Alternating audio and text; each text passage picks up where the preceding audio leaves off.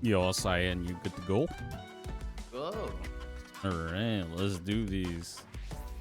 you. Alright. Hello, everyone. Good afternoon. Hello. Welcome to episode 46 of a Shrine Talk. And today, my guest is none other than Tayan. Tayan Evil Hello. VT. Hello. Hey, how's it going, guys? Hi, what's up? Hi. I've been here before. Yeah. This feels familiar. Yes. And of course, for those who do not know you, why not give your introduce yourself? I need to do my instructions. Oh shit. Yeah, of course. uh, Hey. Hello, hunters. My name is Sign Evil. I am a Demon Hunter VTuber. I mainly play. I well, at this point, I mainly play fighting games and action games, but I basically play everything under the sun. And so yeah, but aside from that, I also do a lot of stuff outside of Hmm. outside of playing games. I'm doing like more. I'm also a video editor and a an everyday salesman. So hi, how you guys doing? Hi. All right. So, of course, for those who haven't followed Cyan, what are you doing? Remedy that mistake and give the GOAT Zangief a follow. Arguably best Zangief in the Philippines, right? No, no. Come on, V just still rocking Manon. You have a chance. Jesus Christ, there's still time. there's still a chance. There's There's still still a time. chance. There's still a chance. Yeah. People are you're lucky Zangief is still a guy. Yeah. All right, so of course I can give as your name. yeah. All right, so of course as you guys can see today, the topic for episode 46 is the joys, tribulations, and trials of a fighting game tourney, and in particular, one with a very unique format, right? Now, of course, before we even get to like the first question, I'd like to hear from Cyan himself. Cyan, can you explain the format of the creator clash so everyone can understand how it's different from, usual fighting game tourney? Yeah, for a usual fighting game tourney, the Sage Slam like kind of format or slash the content creator slash format is basically we have like 3 separate days to uh like to do something. Like two of those days are called round robins, basically accumulating points of where you can stand on the last day, which is the actual tourney. So the more points you have, the on the top of on the top of the brackets you will be, and no, actually the lower the brackets because you're gonna go last, and the lower you are in the on the standings, which is like if you have like less points, you have like the first like seat on the brackets. Basically, you're the first fight if going against the best team, like the basically the highest team, the points that the team that has the highest points, basically. Mhm.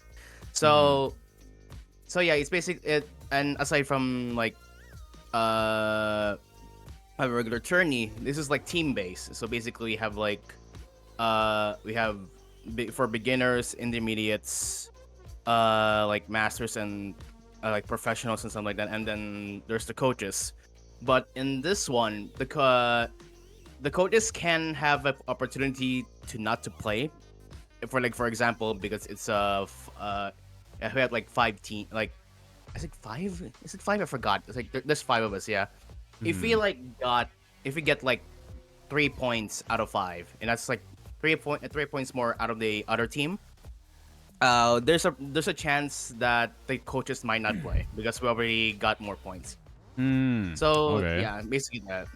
And yeah, I think that's about it. It's just like a bunch of content creators uh yeah, like doing attorney.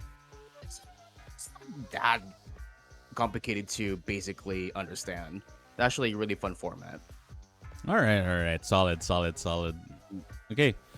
Okay, so let's move on to our first question. So yeah, just so we have a better picture of our boy Cyan here, do you see yourself as a casual fighting game player or a competitive fighting game player? Oh, it's easy. I'm a filthy casual, man. Wow, I, you really have to add the word filthy there.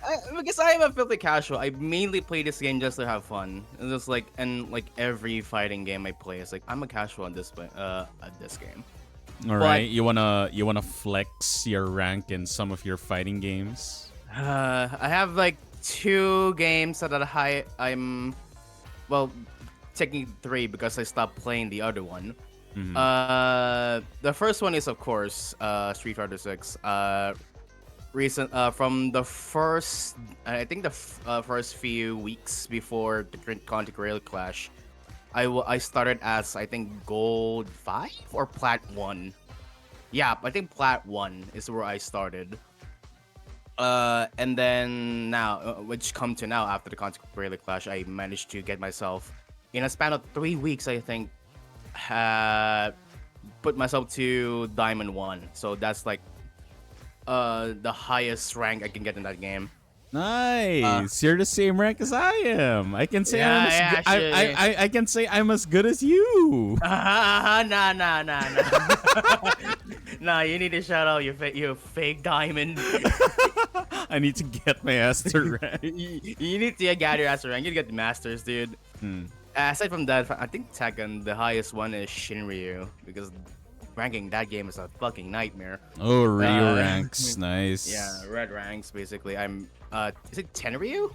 Yeah, Tenryu, the end of red rank. And Nice, I think nice. after a few games I can get to Ruler ranks. yeah, ruler ranks. And I think the third game that I basically just stopped playing is because I can't have the time to play it is Grand Blue Rising. Oh. Versus Rising. I think I managed to get like ooh, I kind of forgot. I forgot how that game was, but I think I did get myself to a bit higher ranks using Siegfried. But basically, yeah, that's about it. I mean, in Tekken 7, and I didn't even manage to get myself to like really big ranks. I think in like I'm at blue ranks at that game.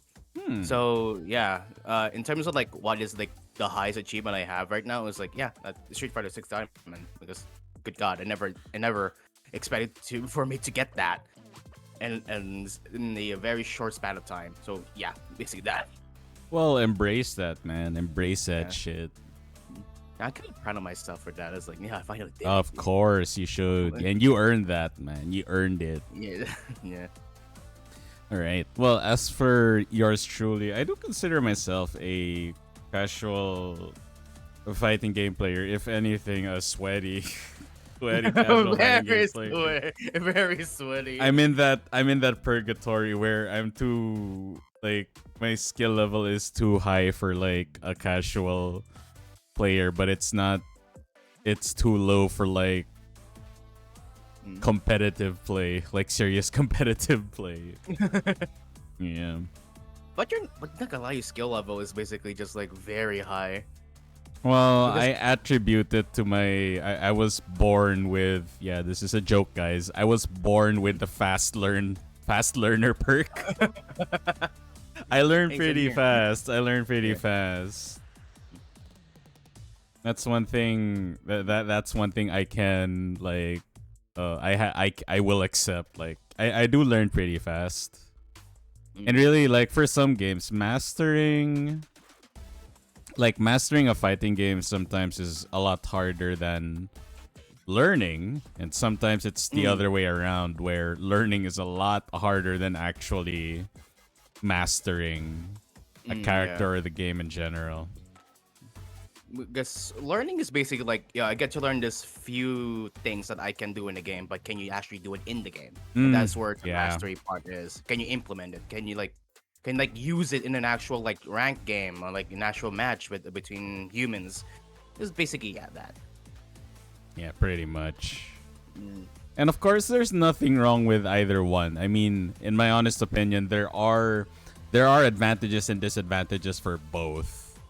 Like, for example, if you are a casual fighting game player, if there is one glaring disadvantage, is that I guess the bitterness of losing in particular stings quite hard, and Yeah. and fun is kind of tied to that.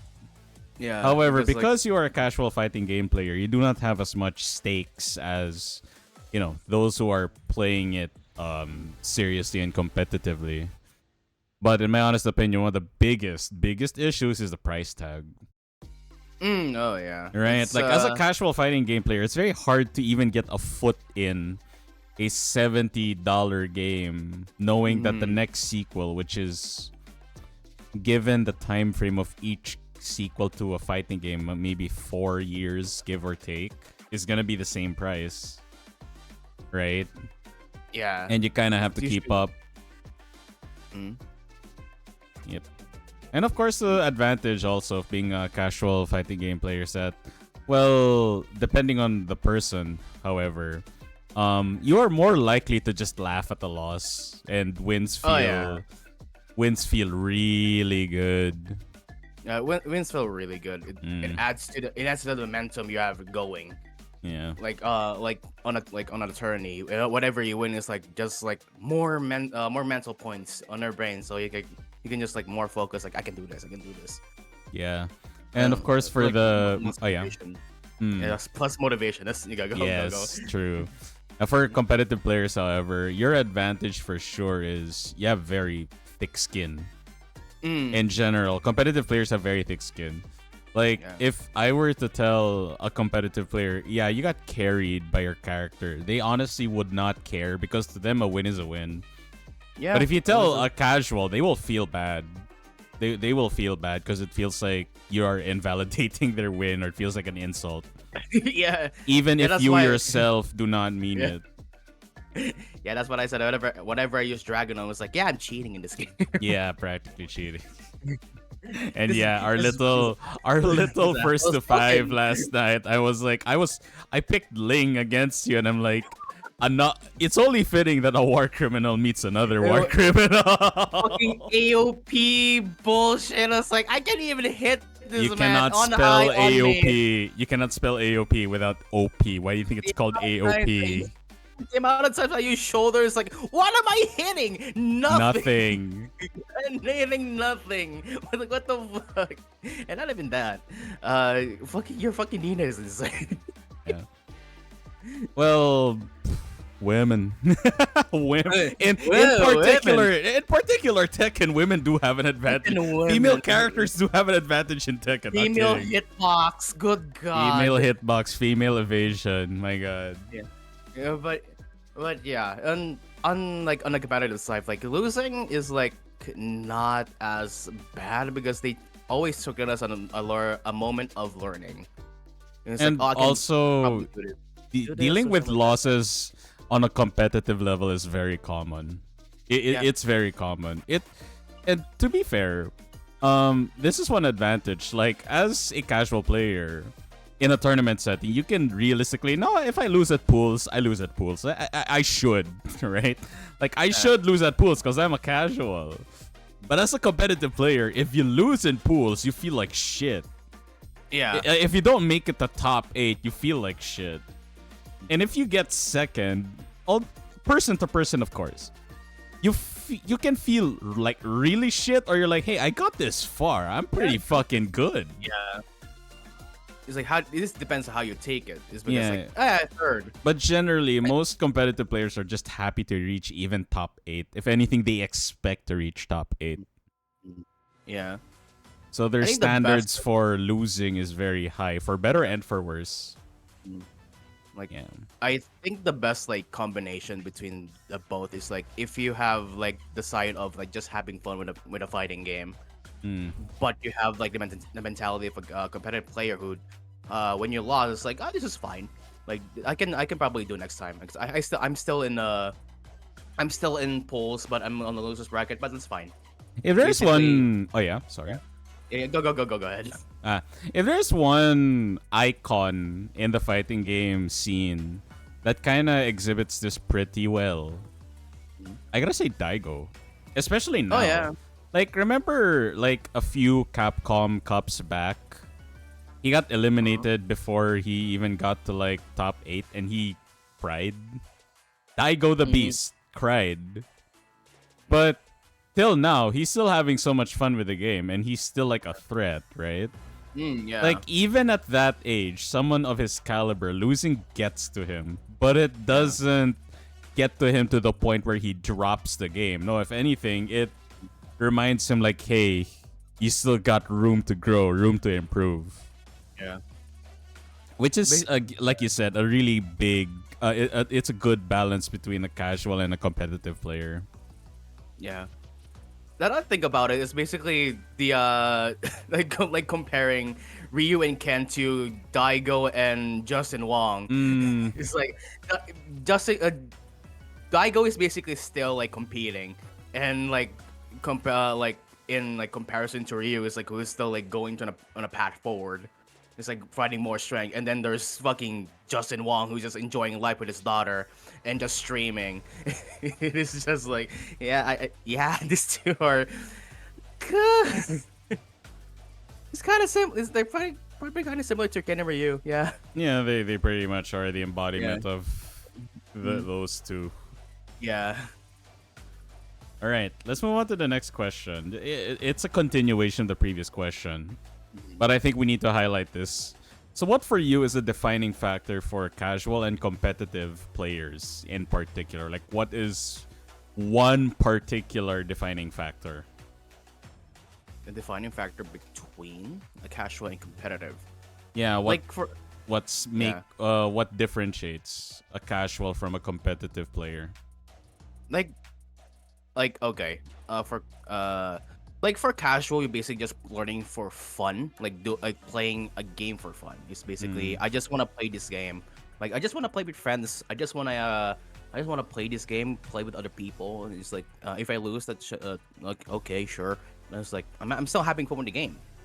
But with the competitive side, basically playing for glory. It's like I want to play this game to gain something from it. Like I want to compete. I want to be the best of the best. I want to be like I want to get better at this game. It's like I want to beat people. I want to be something. It's like yeah. If you basically like finding a challenge, like I can probably be better. It's like I want to like beat people. So if so I can exert my fucking uh very immense skill or lose and learn something from it, or I don't know. It's like basically yeah, basically you're still playing but you're playing for something, like if you want to win a prize or something like that. It's like and yeah, getting better and better. Yes, that's my defining factor. It's like casual for fun and competitive for glory. That's my the thing that differentiate the two. Mm. I like how detailed your answer is, and mine is so Yeah. simple. Because my defining factor, like a key difference between a casual and a competitive player, especially in fighting games, tier lists. Yoko, what do you mean by tier list? The absence or presence of one. Yeah. If Oh a yeah. yeah, if someone playing Street Fighter 6 or Tekken or any fighting game has a tier list, like an actual honest to god non-meme tier list, Mhm. they're competitive. If Yeah. they don't, then they're casual. Yeah. They don't really mind or care about the tier list. They're literally just there to press buttons. Oh yeah. It's just like one big. This is one big like tier list. Is like I play this for fun. Is all the characters, and then there's like the usual tier list on the fucking competitive side. Is like what character is more broken than the other? Who is it? I can probably use Dragunov. Huh. Yeah, and like I Yeah. said, tier list. You look at the tier list of most casual players. They're kind of like meme tier lists, like tiers of who is the most viable on a to take out on a date or something, right? Yeah. Mhm. Right? Or yeah. I guess that's Yeah. one way to put it. Rocket, yeah. Like competitive players really almost follow a tier list like it's a freaking Bible. Now, Yeah. like me personally, I think that is very hard to sustain I don't think that's sustainable. But if you as a player can, that's good for you because, again, playing by the numbers and by math most of the time is boring. But it does Yeah. get results, however. Mm. That does get results. Like, you look at the tier list of every fighting game, most people who win usually play the top tiers. Usually. Yeah. Now, of course, because fighting games are different now than back in the arcade, where, hey, if Akuma was broken day 1, he's broken day 669. But now, literally, I can say Reina is broken day 1, and then suddenly she's dog shit right now. Thank God for nerfs. Well, I'm not really sure. I'm just giving an example at this point. But that basically highlights my point about tier lists. Like, all that time you spent, and I have a phone call. 1 sec. Oh my god. Okay, go ahead.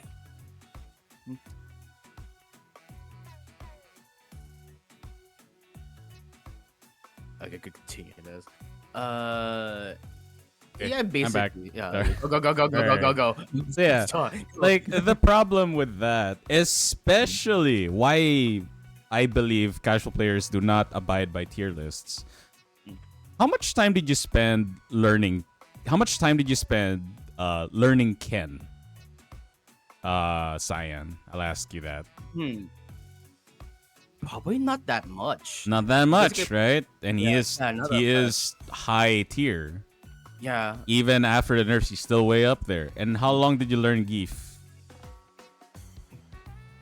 For about 2 months? 2 months. Yeah, 2 right? months. Yeah, about 2 2 months. months. So imagine that, right? And in those 2 months, Geef did get nerfed at some point with the changes to his headbutt and his flying knee, right?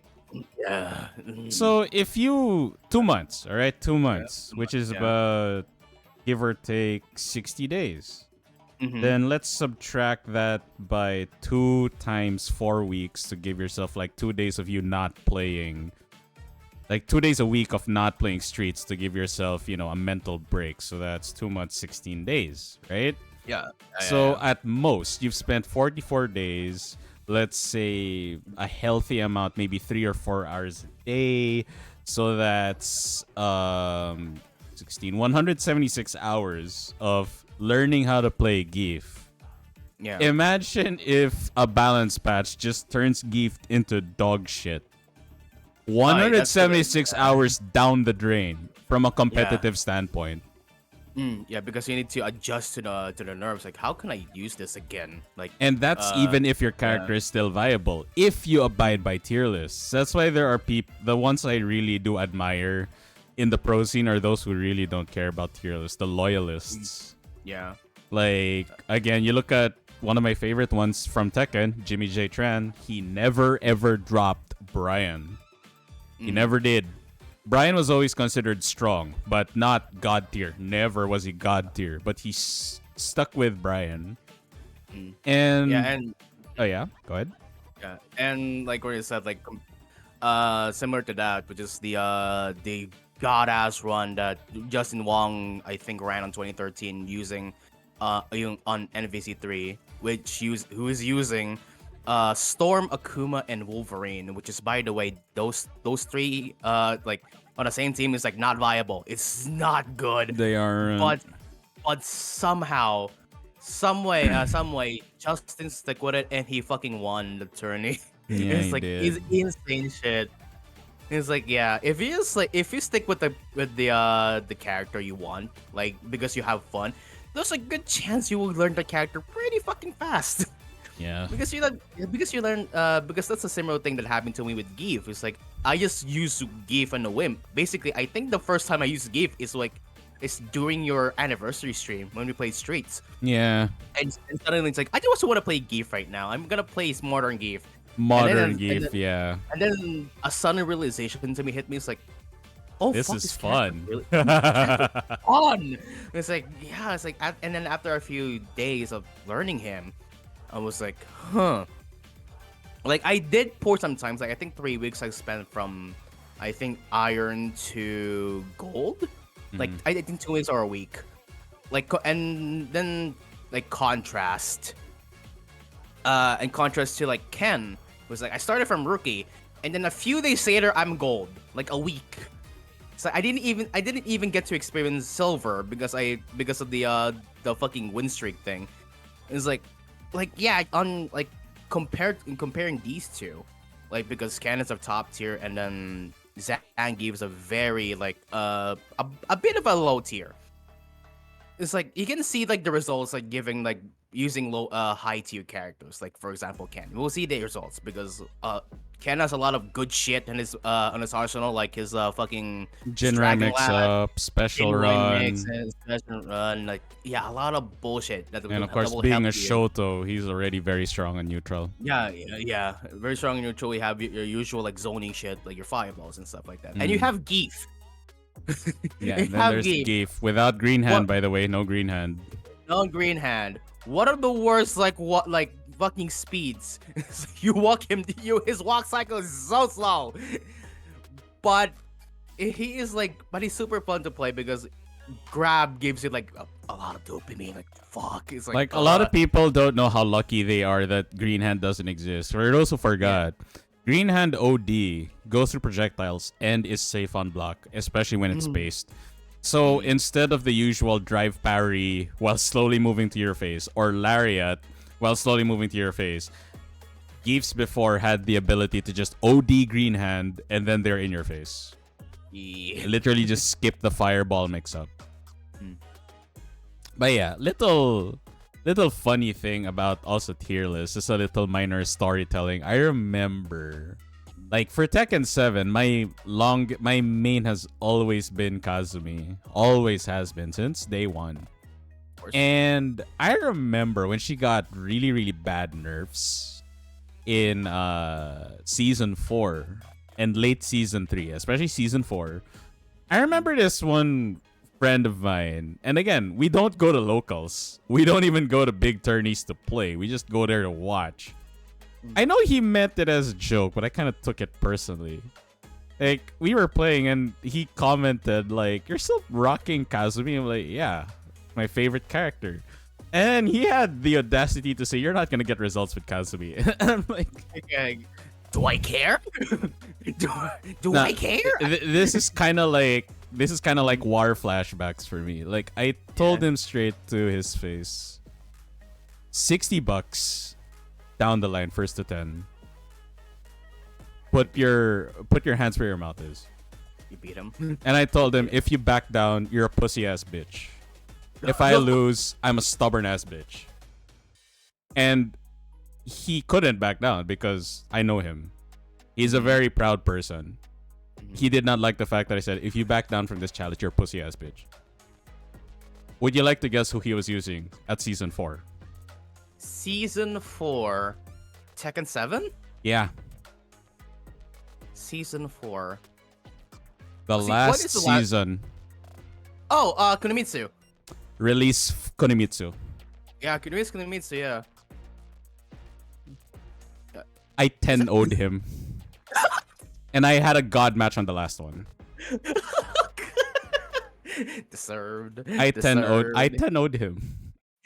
Deserved. I 10-0'd him. There were no words after.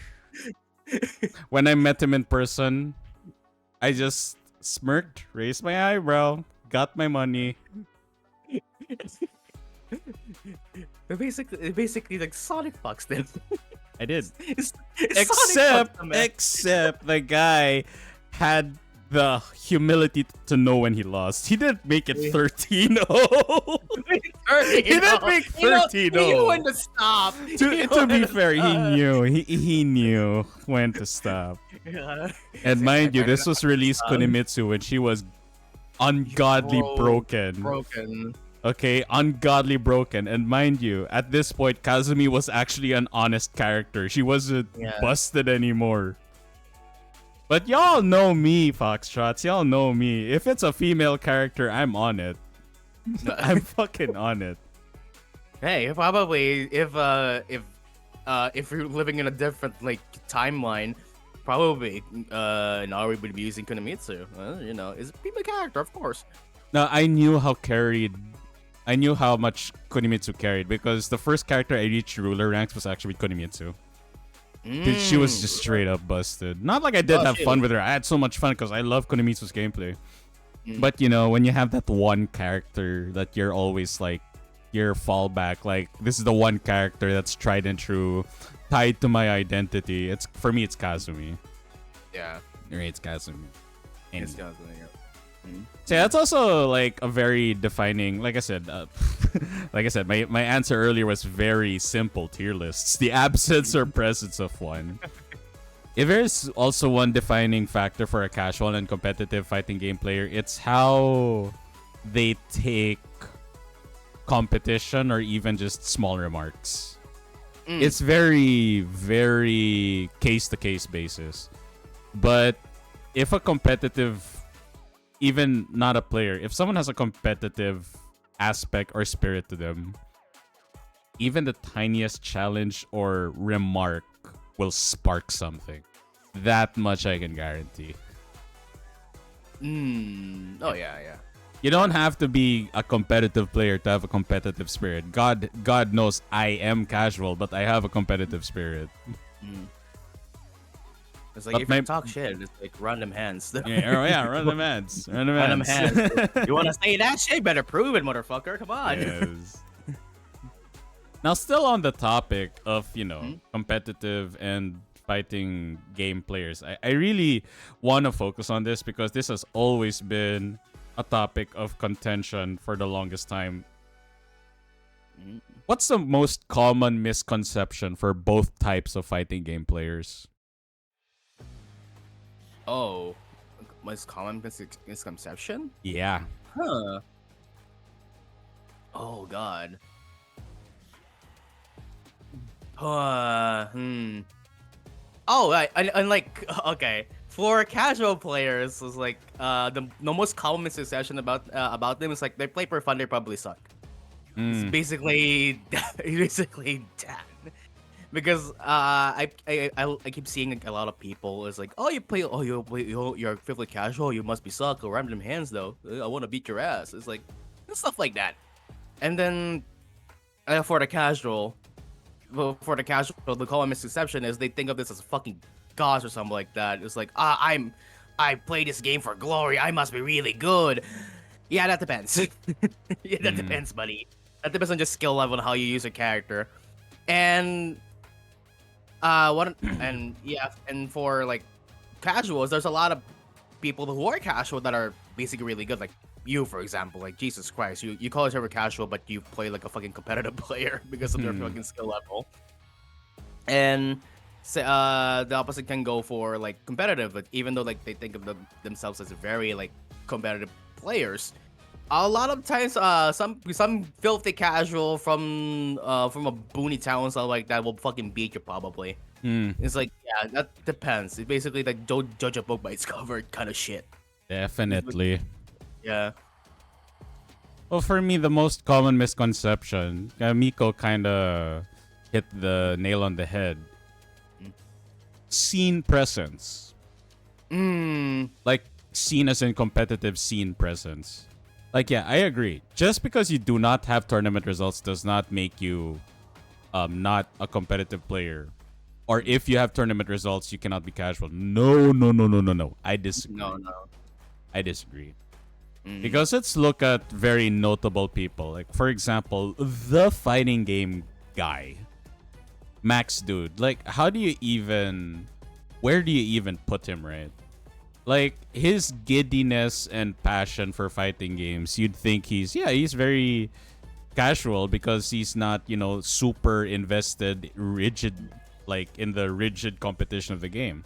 But then you see how he plays. You see where he goes to, like, fighting game conventions whenever he talks about, like, matches and shit. He's clearly a competitive player, right? Because he did compete. And he is in many scenes. Yeah. But the scene presence really doesn't do, at least objectively, it does not objectively measure the casualness or competitiveness of a fighting game player. I really don't think it does. Yeah. You wanted to add something?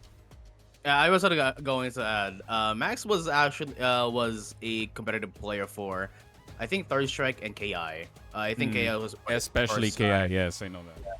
first time like he was very competitive, and yeah, that was only my time. And you look at, of course, Jay Wong. Yeah. You look at Jay Wong.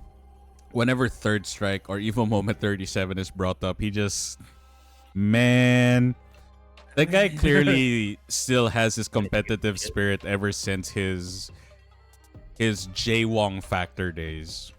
Mhm. Yeah, the Wong Factor. I remember. Wong I remember that era. He just had this ability and propensity to just bring up the most unlikely comebacks ever. Yeah, But yeah. with how he rolls with the punches, how he jokes about. Remember Street Fighter 6 when it first came out, guys? Remember how he just kept using modern controls anyone? Oh yeah. And then he was like, "Oh no, I'm back to the wall. What do I do?" Like, And then what he'll do? just modern level 3 on reaction. Then he'll just look at the camera. I told you so. Like, the guy clearly is very casual in the sense that, yeah, I'm just doing this shit for fun, yo. Yeah. I'm just here for the fun. Like, Probably would've- this Yeah. behavior is not viable in a tournament sense, but I'm still fucking doing it because it's funny and it's fun. fucking fun. I think one of the reasons why I play modern games is because of him. Is because of stupid like give videos when you put up. Aside from Yes. Loki Burn, it's like this is so fucking funny. I might just do it. And he keeps still doing it. I think he's doing it right now with Akuma. As Yeah, modern I'm Akuma. pretty sure he does. It's like Jesus. Bro, have you heard of the Of course, everyone heard of the Wazzler in MVC. Man, I remember what how the fuck- Max dude was like, "Justin, we're trying to sell the game, not prevent people from buying the game." We're trying to free Marvel, not put it back in the cage. Come on, Yeah. come My on dude. God. Yeah. My God. So yeah, just to put a ribbon on the question, yeah, the most common, definitely the most common misconception is like, oh yeah, what's your tournament result? I really don't think tournament results for a person will be like, yeah, they're casual or competitive. There are so many Tekken players that have never reached top 8, but they're some of the most competitive, sorry for the word, a-holes I have ever seen online. Right? They have, like, some of them have never reached top 8, but they are the most competitive a-holes I've ever seen online. Some of them are wholesome, don't worry. But yeah. Mm. Then there are some casuals, clearly, like they're just joking around, whatever, and they have mad results. Like, if not top 8, top 64 or something. And Yeah. they actually don't care. Like, whatever, it's okay. It's like, okay, I just entered this fucking tournament for fun. It's like, yeah, it's like, who gives a shit if I reach top 8 or not? Like, no, I play this, I just joined this just to have fun. Like, yeah, man, you know. I remember, if you guys remember the legendary run of Lil Majin when he brought in Tekken 7 when he played King and just showcased like, yeah, America can play. He was just in the area. And he was just in the area and just wanted to show his SO like, yo, this is my hobby, this is what I'm into. And he joined the tournament and he got to top 8. He got to top 8. Honestly, I think the only reason why he lost is because he got Harada so many times. He got Harada at the wall. My God. But he did a Imagine very just, like, walking down a street. It's like, oh, a tournament, cool. Would be funny if I joined that, and then immediately just top 8. Immediately. which is a It's good insane. segue because the next question is, have you ever spectated or participated in a big fighting game tourney? So Evo, Rev Major, hell, it can even be online. Like Oh. rigorously like spectating online. Yeah, I think with a span of me being on the FGC, the fighting game community. I like how you said it with so much like with so much vitriol and like It's like the a, FGC. a little bit of fucking derogatory FGC. like you sound like an Arcane fan speaking about League of Legends. Yeah, League of Legends. Basically, I on a span of me like playing fighting games, I think I just joined like three, like three competitions. One of them is the Content Creator Clash. Is basically one, the first time ever is this year's Tekken Thunder, which I think you did commentated to. I think. Yeah, I did. Yeah, you did. I think my result there is I managed to get myself to round 4. I think the highest one because I won my first match. I lost my second match. I won my third match, and that was the fourth match, which is because the person I was playing with is the fucking winner of that fucking tourney. It's like, it's like, yeah, I expect I'm gonna fucking die. I can die. Really good result though. Yeah, I'm basically just put it to like, yeah, I probably got lucky or something like that. But then the second one was actually a local, which I did post it on my Twitter. It's basically a local tourney at my mall because like one day I think I was scrolling to fucking Facebook of all things. I saw this ad for yeah, I know. It's like I'm just checking for my family's like messages because I was like working for a document and something like that. And then I saw this like ad for a tourney for Tekken. And it's like, oh, this is cool. And then I saw it's in my area. And it's like, oh fuck. And it's free. I don't have to pay anything for this. Like, would it be cool if I joined this? Yeah, sure. Yeah, sure. Because I think that was the time where I just started like my new job. And thank God it's a Saturday. I know how to work on Saturdays and Sundays. On a Saturday, like 1 p.m., I went there and I got lucky again because the first match that I had was my first match didn't. No. Actually, no. My ass. Out of the 30 players there, out of 31 players, my ass managed to cheat the brackets and put myself immediately to the second round. You got seeded. I got seeded, yeah, because they were using a randomly generated like bracket. So basically, my ass was on the second round, but immediately when I got fucking destroyed when I first played because come to fucking learn what the person who played Feng in there is like the best player in Interlock. It's like yeah, I could have saw that coming. And then my third one is like right here, Street Fighter 6, which is the Content Creator Clash, which we did take third place, which is fucking insane, dude. It's like wow, it's like we did so well. We did so well. So yeah, how about you, Nari? Well, I was supposed to go to Evo last year, but I had to change plans, unfortunately. However, I did go to the past 2 Rev Majors before Rev Major got cancelled for reasons. And you can really feel the electricity in the air whenever you're in major fighting game tournaments like that. Yeah. And of course, it was nice meeting the Chooms, the other Foxtrots, our mutuals in person. And it was just really cool, like cheering each other and even playing with local talents and stuff, which is really, really fucking cool. Locals are really fucking great to go to. Like, Jesus Christ. I want to go to more locals because it's just like, it's oozing the energy of people just love the things that you like the same. It's like celebrating celebrating your favorite fighting game, basically. Yeah. Just for that one event. It's like, and Jesus Christ, that's great. A little off topic. If there's 2 disappointments when I went to Rev Major. If there's 2 disappointments, one of them, you guys know that meme that the Smash community smells. I think that's supposed to be true, right? It was proven true because on the first Rev Major I went to, when I met Blue, Excel, Mari, Sheikah, the Tekken pools is literally right next to the Smash pool. And I was waiting for my turn.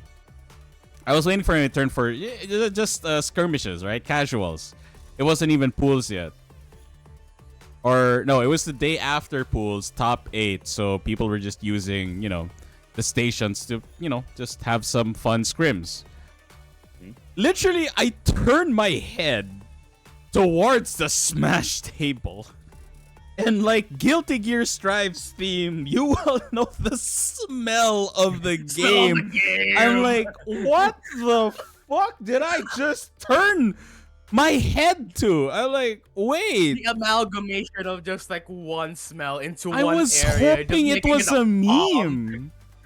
I was hoping it was a meme. And then on the second time I went to Rev Major where I met more, like I met Beanie, I met Chaos, I met Ryan. Once again, the Smash table had a smell, and let me get this straight. I'm not saying the other tables did not smell. No, the other tables also had fucking smells. Guys, please be responsible. Shower, wash your hands, and use deodorant, okay? Wash your ass. You have enough money. You have enough money to buy a ticket to a convention. You have money for a fucking deodorant, please. Take a shower. That's one per day.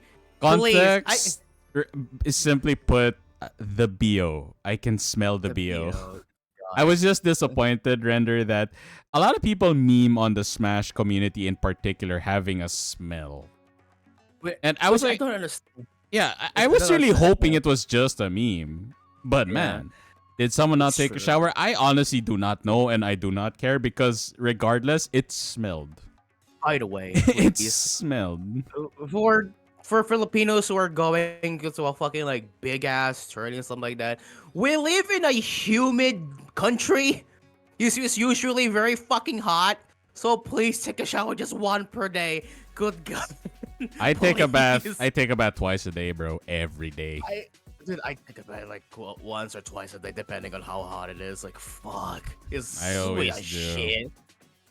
Showering is fucking relaxing. It's good. Why don't you do it?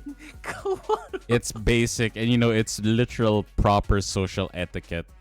Just take a bath, guys. Yeah, bath. Yeah. But yeah, continuing. Continuing. The second disappointment I had, and this in particular, a lot of people also complained about.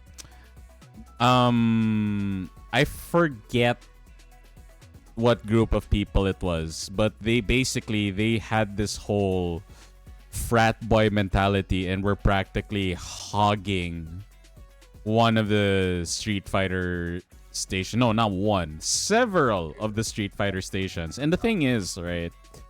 Like, I get it. Like, you're a group, you're an organization, but the attitude towards people who wants to play, it's like they had this elitist, like, what the fuck you doing here kind of air and atmosphere about them. Like, I did not particularly like that. Yeah, it's like, don't hog the station. It's meant for people who just want to play the game. It's one thing to hog the station, and the thing is, like, I'll even give people the benefit of the doubt. Maybe they weren't hogging the station. Maybe they were actually practicing, or they got lost in the hype and the moment, because you can. You can. Like, you're just having so much fun that you forgot. Wait, that was 10 sets? I thought that was just 5. That is fine. That is totally okay, right? But what I don't give a pass is the personality of, like, why are you acting so high and mighty as if you own the fucking station? And even if you do own the station, it's for everyone to use. Like, bro. Yeah. What the hell? Good thing I did like grow up in an arcade setting. Basically, if you lose, then the next people. Just please exercise the proper arcade etiquette. It's like, if you lose, like, of course, if you lose like a first of 3 set, the next person who the person who lost will get replaced by another person. Basically, like that. It's basically like who basically until you lose, like, rules and something like that. That's the proper, like, arcade etiquette. It's basically like, let people take your turn. It's supposed to be for everyone, not just for your ass. And not just that, like, when me, Blue, Miko, Beanie, when we were doing this, when we were using the setups, whenever we had this remote feeling that one of the spectators wanted in, we're like, oh, you wanna turn, you wanna play, and they're like, no, I just wanna watch. we go out of our way to like, you wanna use the station or whatever before they even ask us. But I just hate the fact, and I can fucking tell. I have eyes. I'm not blind. Whenever I was watching the other stations, literally when other people were trying to like just watch or probably get a turn, they were giving mean looks. I did not like that. Oh. Like, bro, douchebag. Douchebag. Because, good God. Get your own PS5s, you fucking huggers. Get your own PS5. It was just so fucking me. I really did not like it. It's Yeah. like I'm that's one of the things I'm not looking forward to going to another like a big like a big event, because I think next year is going to be a big event, which I'm actually going, which I is the saw. Geek Pop Alpha. Oh, and one personal thing before I move on to the next topic. One personal disappointment I had. Like, I do get it. Yoko, Filipino time. Filipinos are always late. Yeah, I get it. But here's the thing. The first Rev Major I went to, which was still in Soler when it was free. Like, free to spectate. If you wanted to participate, you still had to pay up. Nee was late for a match because he was signing autographs for fans. And he accepted it. Like, no, I was late. I'll take it. I'll take the DQ. That's Nee. Okay? The god of Tekken. Nee. This was when Nee was on a rampage before Arslan Ash killed that. Nee. Yeah. Okay? They DQ'd him. No hesitation. They DQ'd Nee. Meanwhile, this is in pools. Tekken pools. My opponent is late. 5 times, 6 times they called the person late. They say, okay, sir, DQ because your opponent is like, you're moving on to the next round.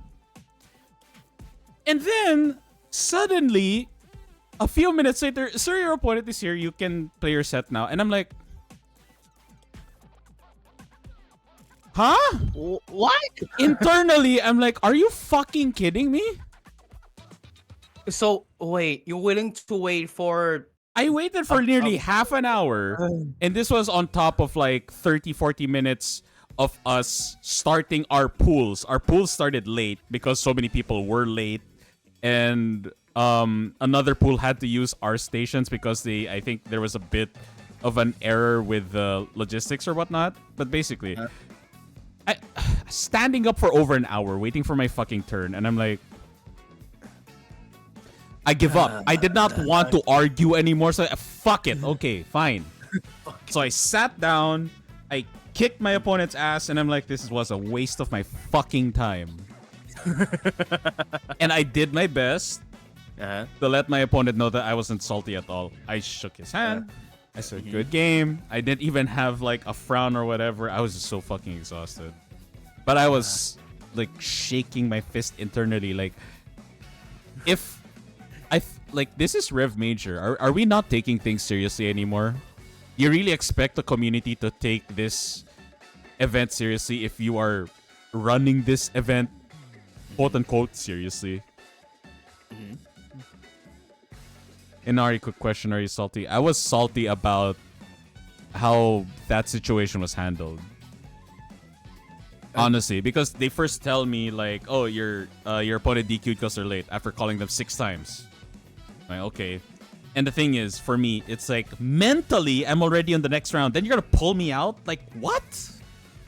If he told me to keep waiting, I'll be okay with it. Like, on my head, I'm like, shouldn't they DQ by now? But whatever, I don't make the rules. But the thing is, mentally, I'm on round 2. Why the fuck would you pull me back to round 1 when mentally I'm already in round 2? That's why I'm salty. And the fact that they DQ'd the person who has a big reason to be late there. It's basically technically your And guess. again, Nee. They easily DQ'd Nee. They didn't let him run the set when he got back. No, he's just DQ'd. Nee. Nee. And this was also in pools. Nee. Jesus Christ. I do not understand. All right, moving on to the Weird. Yeah, weird. moving on to the next question though. So, and this is really, really important. I remember this. This always gets discussed a lot. So, what do you think? Hang on, let me just properly space this because this does take up a lot of space. Right, there we go. So what do you think is the gate that prevents people to get into competitive fighting games, let alone fighting games in general, right? Yeah. Competitive fighting games. Yeah, in particular, but even just fighting games in general, what do you think is the gate, if singular, plural, that prevents people to get into fighting games? So like in general, like if you're talking about the main fighting games, of course I'm gonna talk about first of course the price. Like the pricing of fighting games are fucking Jesus Christ, like they're a bit expensive. But if we're talking about competitive fighting games, it's basically uh if you're going to like a very old fighting game, like for example, you just bought this collection for MVC and you want to go into ranks. The first thing you will fucking experience is there's a lot of people here who already have experience playing this game. Literally And older than some of the player base. Older some of the player base, and they know this shit from top to bottom. They know it more than their actual address. Let's be real. Yeah, they know that every fucking frames. They know everything about this character. They will fuck you up. It's basically, yeah. If you want to go to a competitive fighting game, which already has a established fan base, and established an established like player group, you will have a bad time like going into that because there's a lot of chance like even the new players like the lower ranks will already know what they're doing. So basically, you're gonna have your ass handed. Because this is a similar situation that happened to me when I wanted to go back to Dragon Ball Fighters when I think the rollback beta was going on. It's like, but first, like before I play this like game, it's like this is very fun. And then when I go into like online and stuff like that, I just like, holy shit, all these people are beating my ass. How do I play this game again? It's like, what the fuck? I know, It's like, right? yeah, it's very hard to get into like a fighting game that is very like old, that has like got released for like a few years now. But if you're going to like a new fighting game, like for example like for Tekken 8, and Tekken 8 as doesn't have like well, basically the barrier of it was like the gate that prevents is basically the usual price for the price is actually I think there's no downsides because Tekken 8 just like lets you do what you want to do. Like if you want to match in Tekken 8, you can get away with that. So like in skill level wise, you will like face the same people who are at the same like skill level as you, which is pretty fucking great. I mean, some people missed what Doki Bird said. She did explain why she had difficult time having fun in Streets, even though she looked like she was having fun. Yeah. Compared to how she had fun in Tekken 8, she said Street Fighter was vastly more difficult than Tekken 8.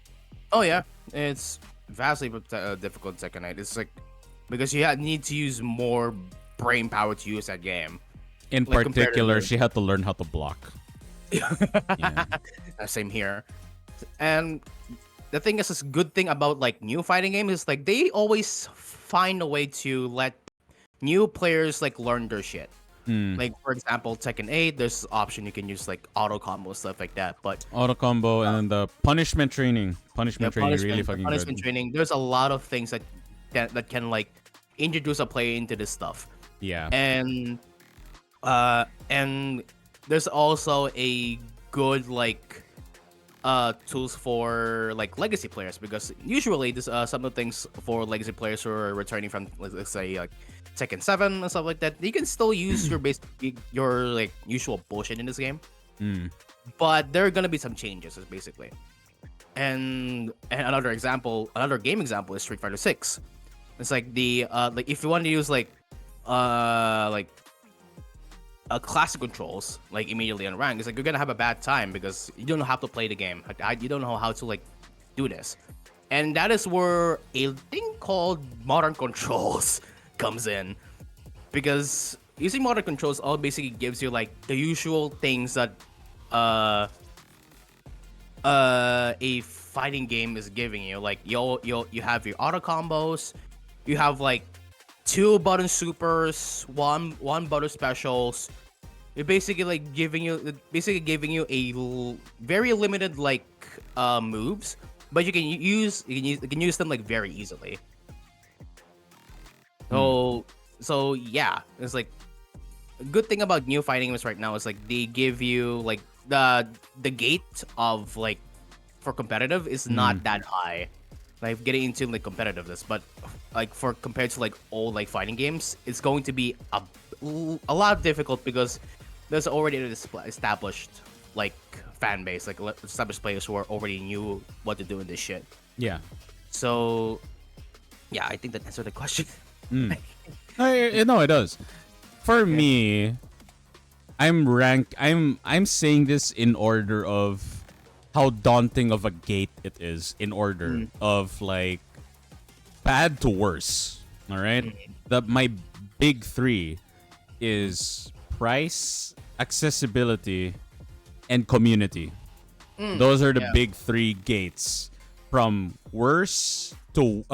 bad to worse. Yeah. Price, accessibility, and community. I'll start with price first. For the price of $60-$70, there are so many single player games you can get. Why am I saying single player? Investment Yeah. of fun. Because remember, you guys, I'm a broken record at this point. A game should be one thing and one thing only: fun. Yeah, There are so many single player games you can sink your hours in for the same price as a fighting game. Hell, there are games you can play for free. And there are other multiplayer games, like fighting games, that are not fighting games that you can play for free or for less. What do I mean by for less? Look at Helldivers 2. Look at Buckshot Roulette. Look at Balatro. Look at Liar's Bar. Every free-to-play shooting game out there right now, it's free. All right? It's free. And even on sale, it's still a big-ass investment because, do note, when you buy a single-player game, usually, let's say Elden Ring, you get the full package. Like, forget the DLC. You get the full package for buying it at full price. With a fighting game, especially in today's atmosphere, you still have DLC characters. That's not the full package. It isn't. That's not the full package. It isn't. And that's why I'm go ahead. That's why that $60 price tag can inflate to like 200, 300 at the end of its cycle. It's insane. Like, that is a very big ask when you can spend way less and get more, if not spend the same and get even more. For $300, you can get 5 fully priced games, single player or multiplayer for that for that matter. And if you guys think that's big, the next one, accessibility. Now here's the thing. I use this a bit interchangeably, but I mean accessibility in a lot of ways, like difficulty, learning curve, and honestly, I will include like controls. Okay, controls. And the thing is, no game is without its learning curve. At every game, even the simplest game you can think of, like, I don't know, what's the simplest game you can ever think of? Fucking any Mario game. You're just jumping. There's still a learning curve behind that, bro. It's not just jumping around, all right? And for those who were very adamant about this, Baldur's Gate 3 is not just rolling the dice. Okay? It's not. Lots of layers behind that rolling the dice. Yeah. But other than that, you look at other contemporary multiplayer games, because that is the most fair way to compare fighting games. It's a multiplayer game. Let's be real. Compared to fighting games, the most populated and arguably most bloated multiplayer genre right now is shooters. There's no shortage of shooters. There's no Be shortage it of shooter. be it battle royale, Battle Royale multiplayer, arcade, yeah, looter shooter, no shortage. Because Yeah. it's a lot easier. What do you have to learn to do? Point at your target and click. That's it. yeah, Of course, there are nuances. Like, on the high end of the difficulty spectrum, you have Counter-Strike and Valorant, hell, Tarkov. That shit you really need to learn how to play. Really fucking hard. However, on the opposite spectrum, you have arcade-like shooters like COD, or to some extent, because of how aiming is not priority, or at least it's only half of what you need to excel. Look at Apex Legends. Hell, even Fortnite. You can rely on other things other than your aim. But in fighting games, more so than built-in intrinsic features, player skill is heavily emphasized. Yeah. Player skill is heavily emphasized than intrinsic skill of a character or whatnot. Now, again, for the record, I'm not saying that someone who is a plain average Joe can beat Daigo using even the best character against Daigo's worst character. No, of course not. But that's exactly my point. Player skill is heavily emphasized in fighting games. And the level of commitment time that you need to learn a fighting game, you cannot compare to other competitive multiplayer games, be it RTS, be it MOBA, be it shooters. You really cannot. Yeah. Because it's solely on your personal, raw, physical, and mental skill. More so than any other multiplayer competitive game. I'm defending that. That is why I particularly that is why particularly fighting games are so fucking cool to watch. Yeah. Because you can really see how good an individual is. Yeah. And the next one is where it really becomes apparent what kind of problem fighting games have right now. Yeah. I am honestly sick and tired of the mentality. You guys know the mentality that people always throw around that, yeah, these snowflakes would not survive in Xbox 360 COD player lobbies. No one should. No one should. No one should. No one should experience that, by the way. That's not an excuse. No one should fucking experience that. No one. And the thing is, even pro players should be the standard for any competitive scene. Yeah. That's why for LoL you have Faker, right? For LoL you have Faker, for Valorant you have Tens, so on and so forth. People will always look at the high caliber players and see that as the standard or the symbol of said fighting game community, whether the community likes it or not. No matter how much people will bitch and moan about HBox using Jigglypuff, he is the face of Smash. Yep. That's why he carries himself. He carries that responsibility on his shoulders and tries to like temper that. Like he cannot be a complete ass, but he knows how much being an ass is entertaining. Nari, what about rivalries or internal beef? That is another issue. Like the thing is, back then, everyone in the FGC knew that it's just rivalry, it's just beef. Back then, fighting games were an arcade culture. Not everyone went to arcades, but most people who went to arcades did not really go to arcades to play DDR or Drum Mania. No, they went there to play fighting games, especially in the West and in Japan. Yeah. That's what arcade culture was. That's what fighting game culture was. It was tied to that. But as time progressed, that culture changed. Fighting games are not as niche as it was before. But the community is still stuck in that era, and that's a problem. I'm not saying rivalries or having internal beef is a problem. No, of course not. It's some of the most entertaining and like stakes that people look for. You look at one of the most wholesome rivalries ever. Dragon Ball Fighters, the rivalry between Sonic Fox and what's his name? Koichi? Yes. It was so wholesome because they weren't toxic about it. They were. toxic. Yeah, it was. It was like an competitive, anime yeah. fight. It was like an Yeah. actual, Dragon Ball anime event. Yeah. They were so cool about it. People It's- went to yeah. these events to see. We want to see freaking Sonic Fox fight against Goichi. These were It's- wholesome rivalries. Yeah. It's basically just like People who Goku and didn't care. I just want to fight you, man. People Just who wanna did fight you. give jack shit. Yeah, I'm using violent words. People who Yeah. did care jack shit about Dragon Ball Fighters as an anime, Dragon Ball as an anime or fighting games in general, watched that because it was cool. Okay, because it was cool. And then, of course, you see some of the rivalries that stemmed from Sejam San. Remember the Doki Bird and the Sejam San Streets. Okay, Streets. Yeah, straight. Yeah. Doki Bird and Saikuno's rivalry. That shit was hilarious. Right? That shit was hilarious. Fucking. And then and then there's the this is what I consider toxic beef rivalry.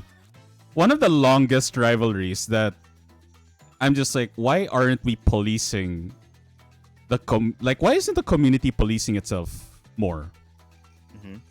And this is a Smash rivalry, so you guys know that this is really fucking toxic. One of the longest rivalries ever was between HBox and Leffen. Like, oh dear. Oh dear. The reason why it was bad was because it's not just HBox and Leffen. It was their communities going at war. And it just put a very bad light on the community and Smash. So why do you think a lot of people hated Nintendo for this, but me personally, I'm like, I understand. I do not like it, but I understand. Why do you think Nintendo was very, very hesitant to have Smash highlighted as a fighting game? Because of the community. Well, two things. Like, I'm not saying like this is what they said, but I'm saying this as I understand it in the most critical, unbiased way I can think. One, they own the IP. It's still their call. So they are stubborn about it. Number two, though, the community. The community was very, very, very, very, very toxic. Very toxic. And again, a lot of the... It's bad. And Yeah, it's bad. here's the It's bad. thing. If this is one thing that really saddens me, because I still follow some people on... I really hate how JP's theme, out of all themes, is the one that's playing right now. Yes, fitting. Bwah. Yeah. I have lost count of how many times every day, because some of you follow these competitive players, or I follow some of these competitive players. I have lost count of how many times I see them exhibit very toxic behavior. And as much as someone would like to tell me, Yoko, come on, internet era, Poe's law, I do not care about Poe's law. Like, this is the reason why people have difficulty getting people into fighting games, because of this exact behavior. You cannot tell if someone is honestly making fun of someone or if it's just a joke. Be it somebody using gamer words in a tournament, calling out someone for, you got carried by this character, or this character is brain dead broken, you can pick them and just win. And of course, most of the community is like, yeah, that's funny.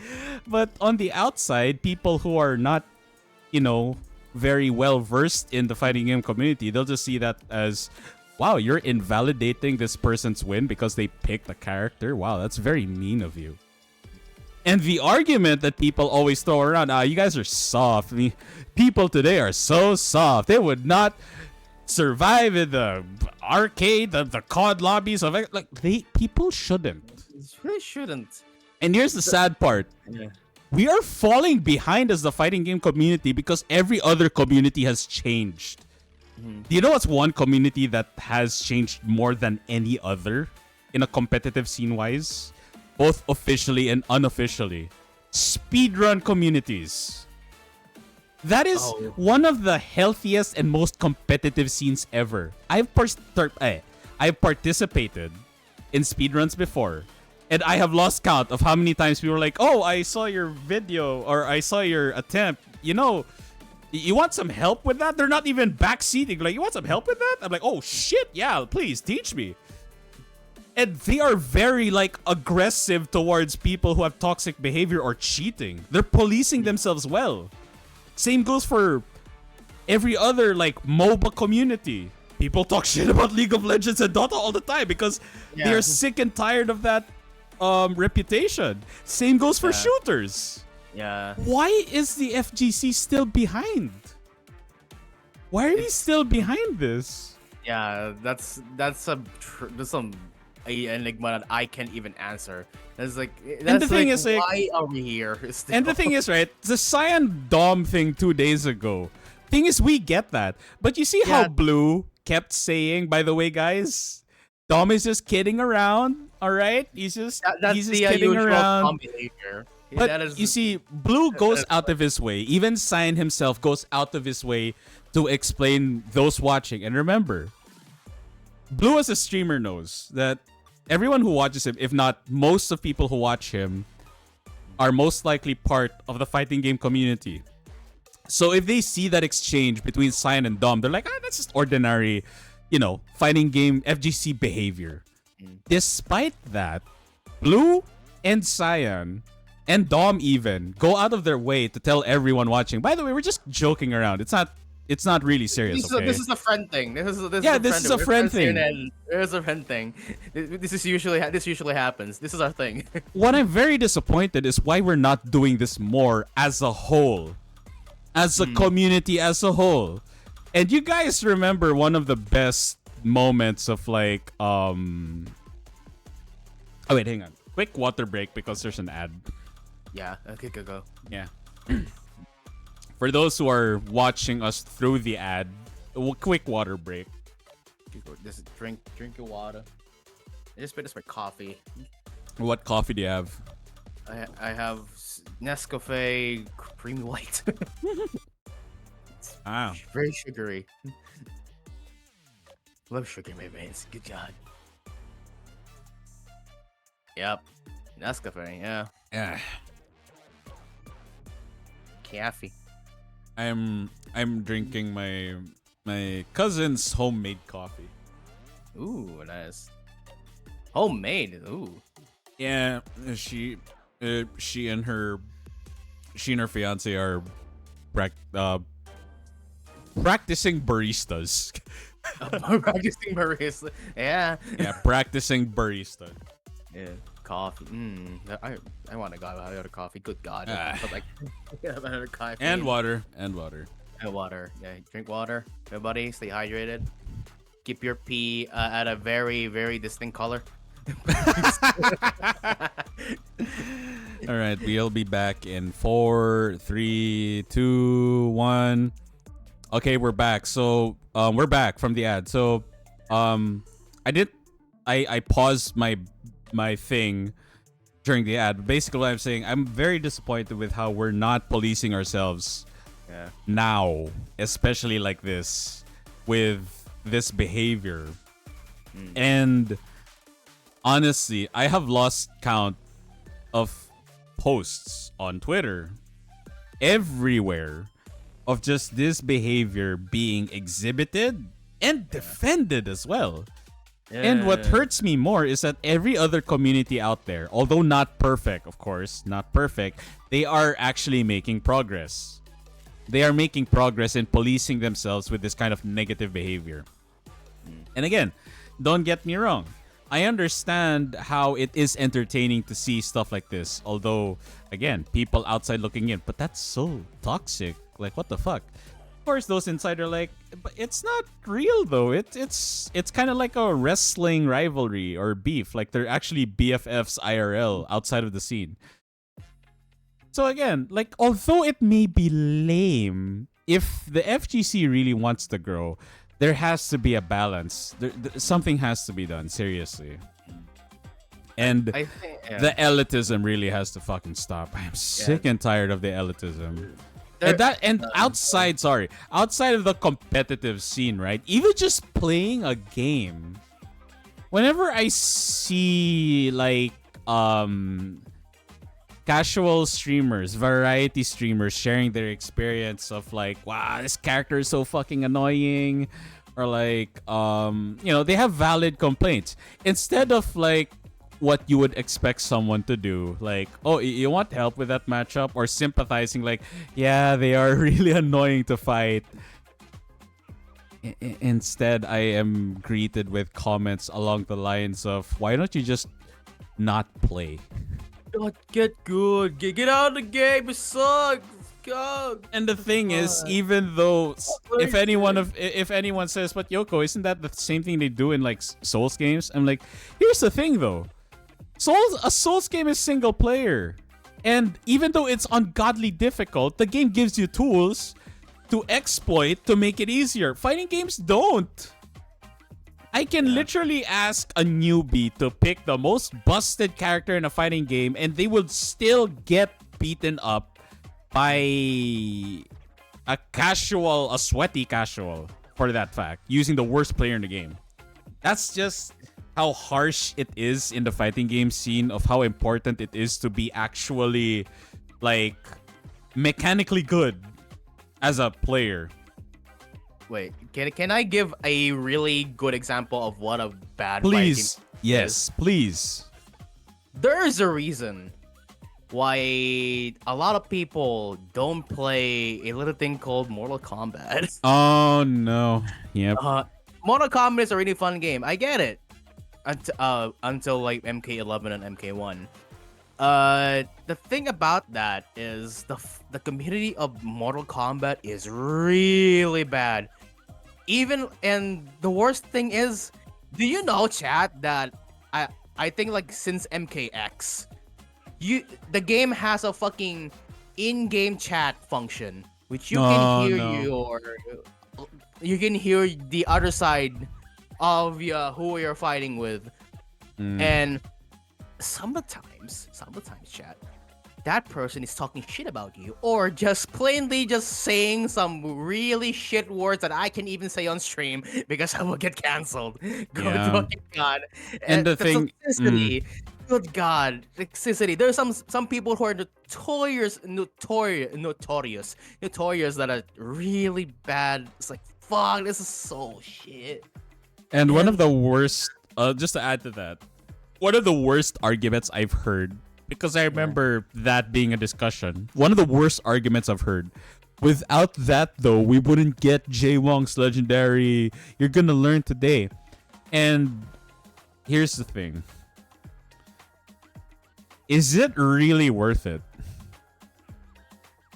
Yeah. Is it really worth it? No, it's I not. don't think so. Because here's the thing I can say about it. On a fighting game, what do you think is like the biggest like player base? Is it a casual or is it a competitive? What is the very thing that keeping this game alive? Who is giving money to this game? Casuals. It's a casual side. It's a casual side. They some of the casuals just buy the game just for fun. You just want to play the game. It's like that. They don't play it for like for glory, and a lot of people do that. And then there's like I can say the minority because of the competitive, because the competitive play this game for like just for like competitive, like competing to tournaments and stuff like that. And a lot of people don't do that. Usually the casual side, because they treat the game as a video game. It's just like, I just want to play this for fun. I want to play this with my friends and some stuff like that.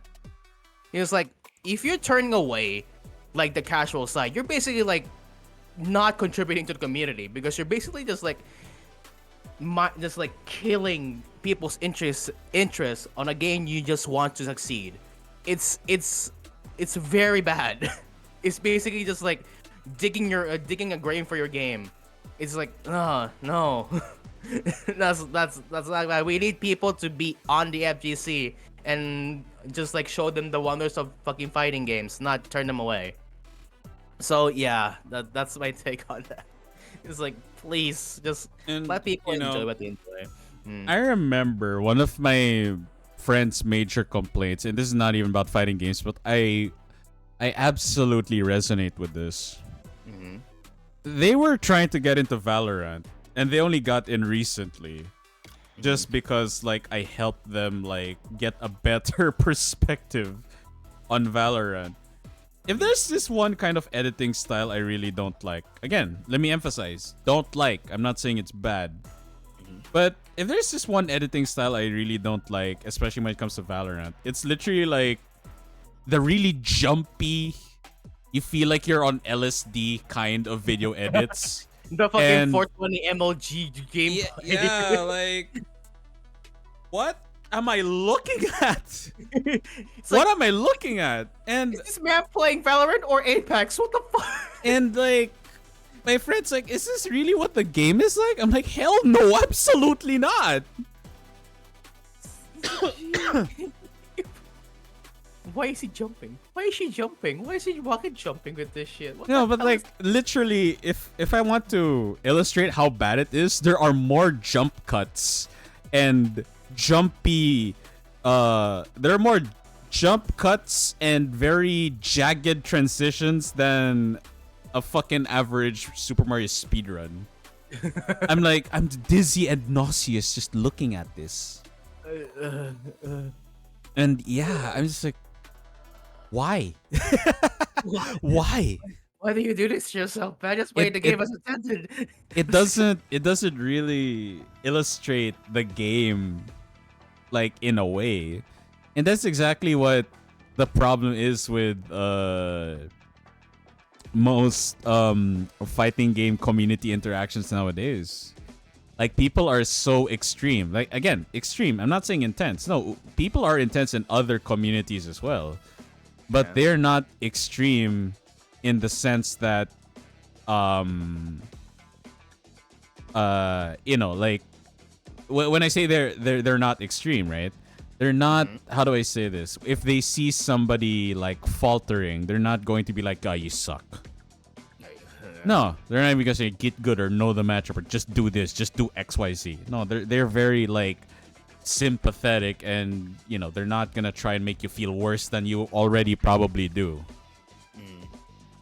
And sadly, this is very absent in the fighting game community. Which is why, for the for the final question before we take a break and then move on to part 2 of the talk, I want to ask Cyan, and of course, since Miko is here, Miko, feel free to answer this as well. Do you think okay, there we go. Do you think unique formats like oops. Hang on. There you go. Do you think unique formats like Stage Jam, Slam, Creator Clash can uplift this gate even a little? I, I think it could. Yeah, yes, actually. Yeah, but in a little bit, because usually the some of the players of the Content Creators, like Sesam Slam, are usually very casual. They are very casual people. I started this game playing as a casual player. I'm still a casual player, but I did gain a bit of like competitiveness of playing the game because because this game is really fucking amazing. I just realized. But that is like yeah, it depends on how they act. It's like on like personalities they platform, as Miko said. It's like that depends on like a set of people who are matched in the team. And like for example, Miko, Blue, Ashley, and Lod are thankfully like we share a bit of the of gooberness inside of us, and we can actually like understand each other, and not like straight like fucking push each other away. No, actually we usually have like, oh, you're having trouble with this comment, we're gonna help you with that. We can like, oh, we want to play a game and stuff like that. We have this like friendly interaction, which like bring us closer to each other, which is really great because for Miko, that makes this a bit easier because he knows how to like teach us. Like for me, It's basically like know how to like teach me how to do this stuff, like how to teach Blue, how to teach like Ashley, how to teach Lud. It's basically giving us like Ash casuals like a way to learn the game and not be like get so stressed up like playing ranks and stuff like that about losing. It's basically just like giving us like what can I do to how to like approach the situation. It's like yeah, it's a gateway to like for us to enjoy the game as entirely even after like the tourney.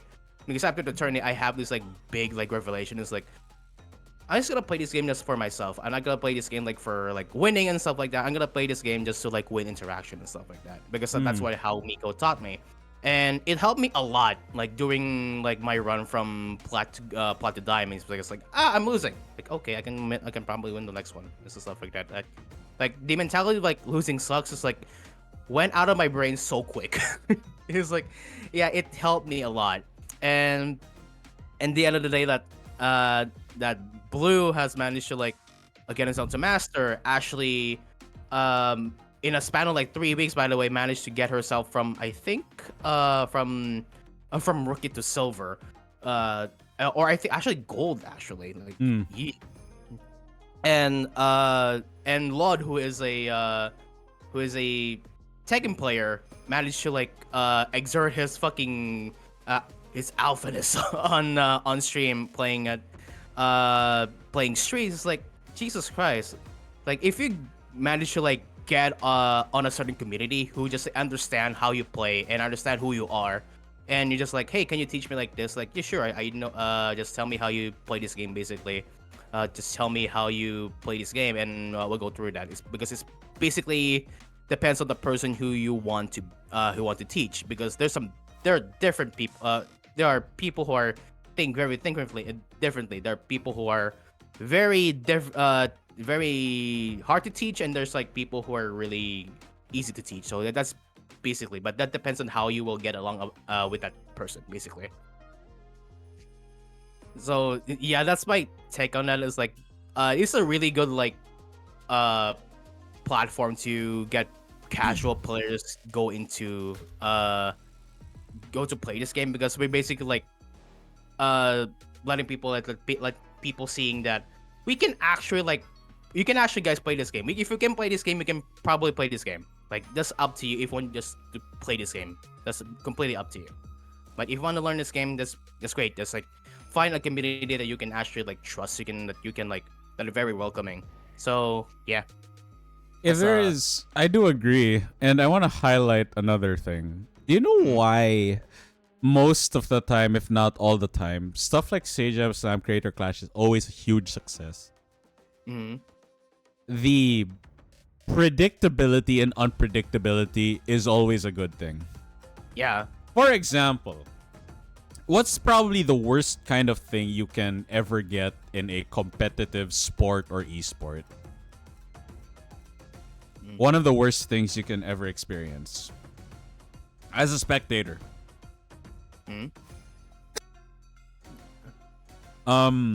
It's you expecting a really good show and then you just get a boring ass one. Or a very disappointing one. Imagine like Knee versus Arslan Ash. Oh my god. It's a rematch of their previous Evo meeting, and then they just like mistake after mistake after mistake, and you're like, what the fuck is going on? I thought they're supposed to be the best. There's that like expectation. There is that expectation. They're both supposed to do well. And then best case scenario, they play out of their minds, and you're like, yeah, I expected Arslan or Knee to win that one. But the reason why Sage Slam and Creator Clash is a formula for success is because you have a mix of people who are in their comfort zone and out of their comfort zone. Why do you think for both Sage Slams, Doki Bird was practically the highlight, the main attraction for both? Gosh, because she's cracked at FPS, and she's in a whole new world. Yeah. She is not bad at video games. She's really good. But fighting games ain't Apex. It's not a shooter. So if she does well, we expected that because she's good at games. If she doesn't do well no shit, because this isn't a shooter. Yeah, this is What you did it's like- not expect was her to be good, but that's what Yeah. you got. What you expected was her to be like, oh, she's gonna be beaten by like so many people, and she did get beaten by a lot of people. But over the course of time, she got better. That's why it's so interesting. Yeah. That's why I think it's very genius, this kind of format, because again, you have people in their comfort zone and out of their comfort zone that your expectations are all over the place in a good way, right? Let's Yeah. take a look at Team Miko, for example, right? So you have I'll use Blue and Cyan as an example. Like, we've seen Cyan and Blue do their practice streams with us and with their team. We know what they are capable of, right? But even then, whenever they played, it was still fun to watch because you're like, yeah, I know how far of a skill level Cyan has, how Blue has, and the rest of the team does. But that's exactly the beauty of it. And oh dear, Cyan, you there? Oh, I guess not. He DC'd. Oh, there you are. You're back. My back. Yeah, Oh, shit. You're back. You're back. Wait, Your video disappeared though. Oh no! Oh no! Wait, you should look again. Yeah, just send me the link again. Okay, there you go. Oh no, you're back. There you go. Alright, back. All right, like I was saying. Yeah. So, like I said, like we already know like the skill level of Cyan, skill level of Blue. Like we've seen it progress and get better over time. Even then, like if Cyan say won this matchup against this player, like we expected that because he practiced. If he didn't, we're like, well, it is a tournament, so nothing is ever sure. Nothing is ever certain at this level. Especially at this level, anything can happen. Even at Master Ranks with Blue, no result was set in stone, which made it very appealing to watch. Yeah. And again, Blue's specialty is fighting games. For Cyan, although he mainlines fighting games, there are lots of games he's good at. I don't think he's like particularly a fighting game like specialist in particular. Yeah, I'm not. I But play a lot of games. he plays lots of games. I don't play other games. I play action games. Actually, I play a lot of action games. Yeah, That's why I, mostly like, action games, right? Blue Yeah. does play a lot, but Blue's specialty really is fighting games. So a lot of his results were either expected or unexpected, depending on how you see Blue, and that's fine. But the reason why this format is so cool is because it divides the community in a good way. You look Yeah. at the team of Doki Bird during Streets, and she was with, I believe, Coefficient, right? And Coefficient loves fighting games. And for those who were expecting like Evo levels of stuff, you got that.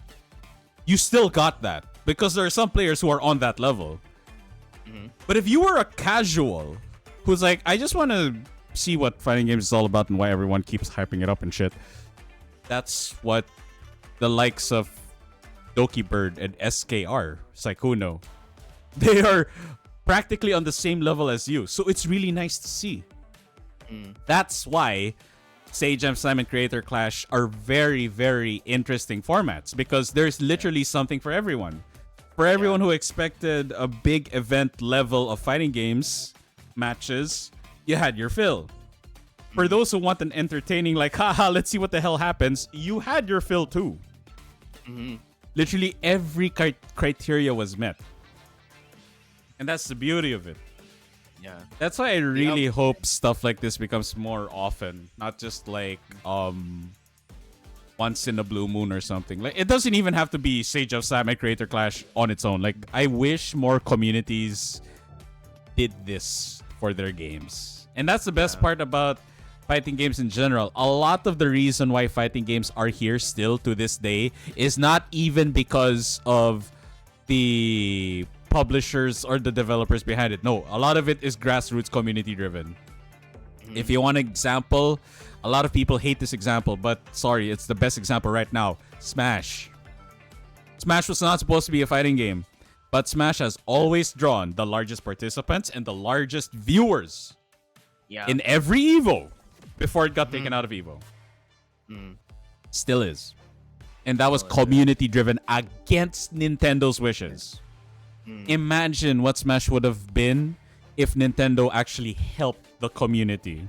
The way Capcom helps its community. The way Bamco helps its community as best as they can. Wink. No way. Yeah. All right. Me and Cyan are going to take a brief intermission. So, water break, snack break. We will be back in 5 minutes. I'm gonna get some water. I need to hydrate up. Yeah, all good. By the way, Cyan, mic, and everything will still be open. So just so you know. Okay. I'm gonna mute. Go ahead. Yeah, go ahead. I'll let you know though when it's time. Okay. Okay. BRB.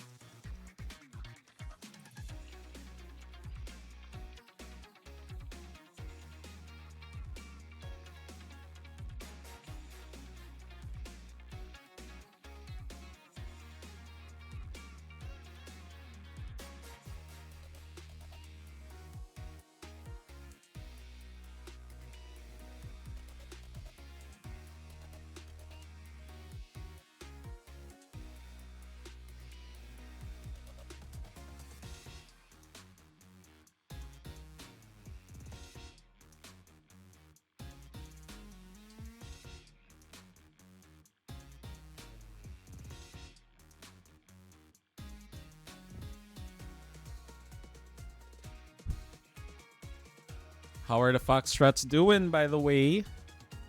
I know it's intermission, but I'm just being chillin'.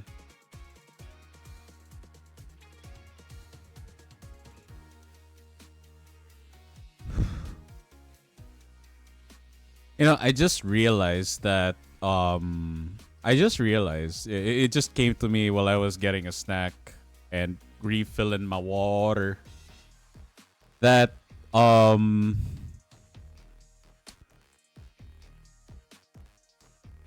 most interactions are in of itself kind of like a language. Like, you know how every country has very subtle nuances in its language? Like, Japanese sounds very soft and very gentle in most cases, right? Like, yeah, that's the most stereotypical example. And like German, of course, meme incoming, a lot of people say, yeah, it's a very angry language. And the thing is, like, in your head, you're like, yeah, why aren't they intimidated by their own language or, you know, like, afraid? And internally, I'm like, well, that's the language that they understand. And I think that really highlights a lot of problems in the, not just FGC, but in a lot of communities. They are talking about they're talking in their own community language, and they expect people getting in to actually understand that. What on earth is the world's first language, considering that a lot of languages are offshoots of a language that may no longer exist? I honestly don't know. Of course, the easiest answer to that would be Latin. But if you want my big brain philosophy answer to that, first language. What on earth is the world's first language? Art. That I consider that the world's first language, art.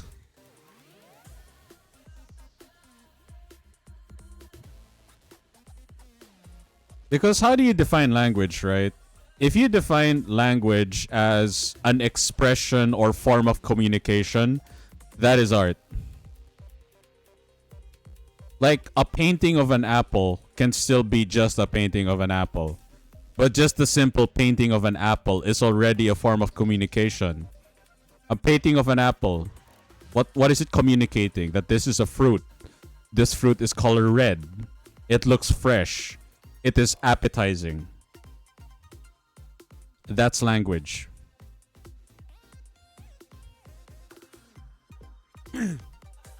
Reminds you the whole music is the first magic idea you see. Yeah, it is. What is your definition of magic, right? Music can be interpreted in that way. And for me, especially in the fighting game community, like, there are so many, just like how a lot of languages have similarities, Miko. Like, saying one thing in Tekken can mean something similar or different in Street Fighter.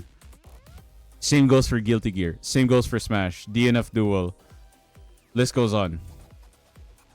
For better and for worse. And yeah, I really just realized now that that is honestly, I think, one of the biggest sources of a lot of problems the FGC has in terms of like interacting with members within the community. A lot of stuff is lost in translation, quite literally.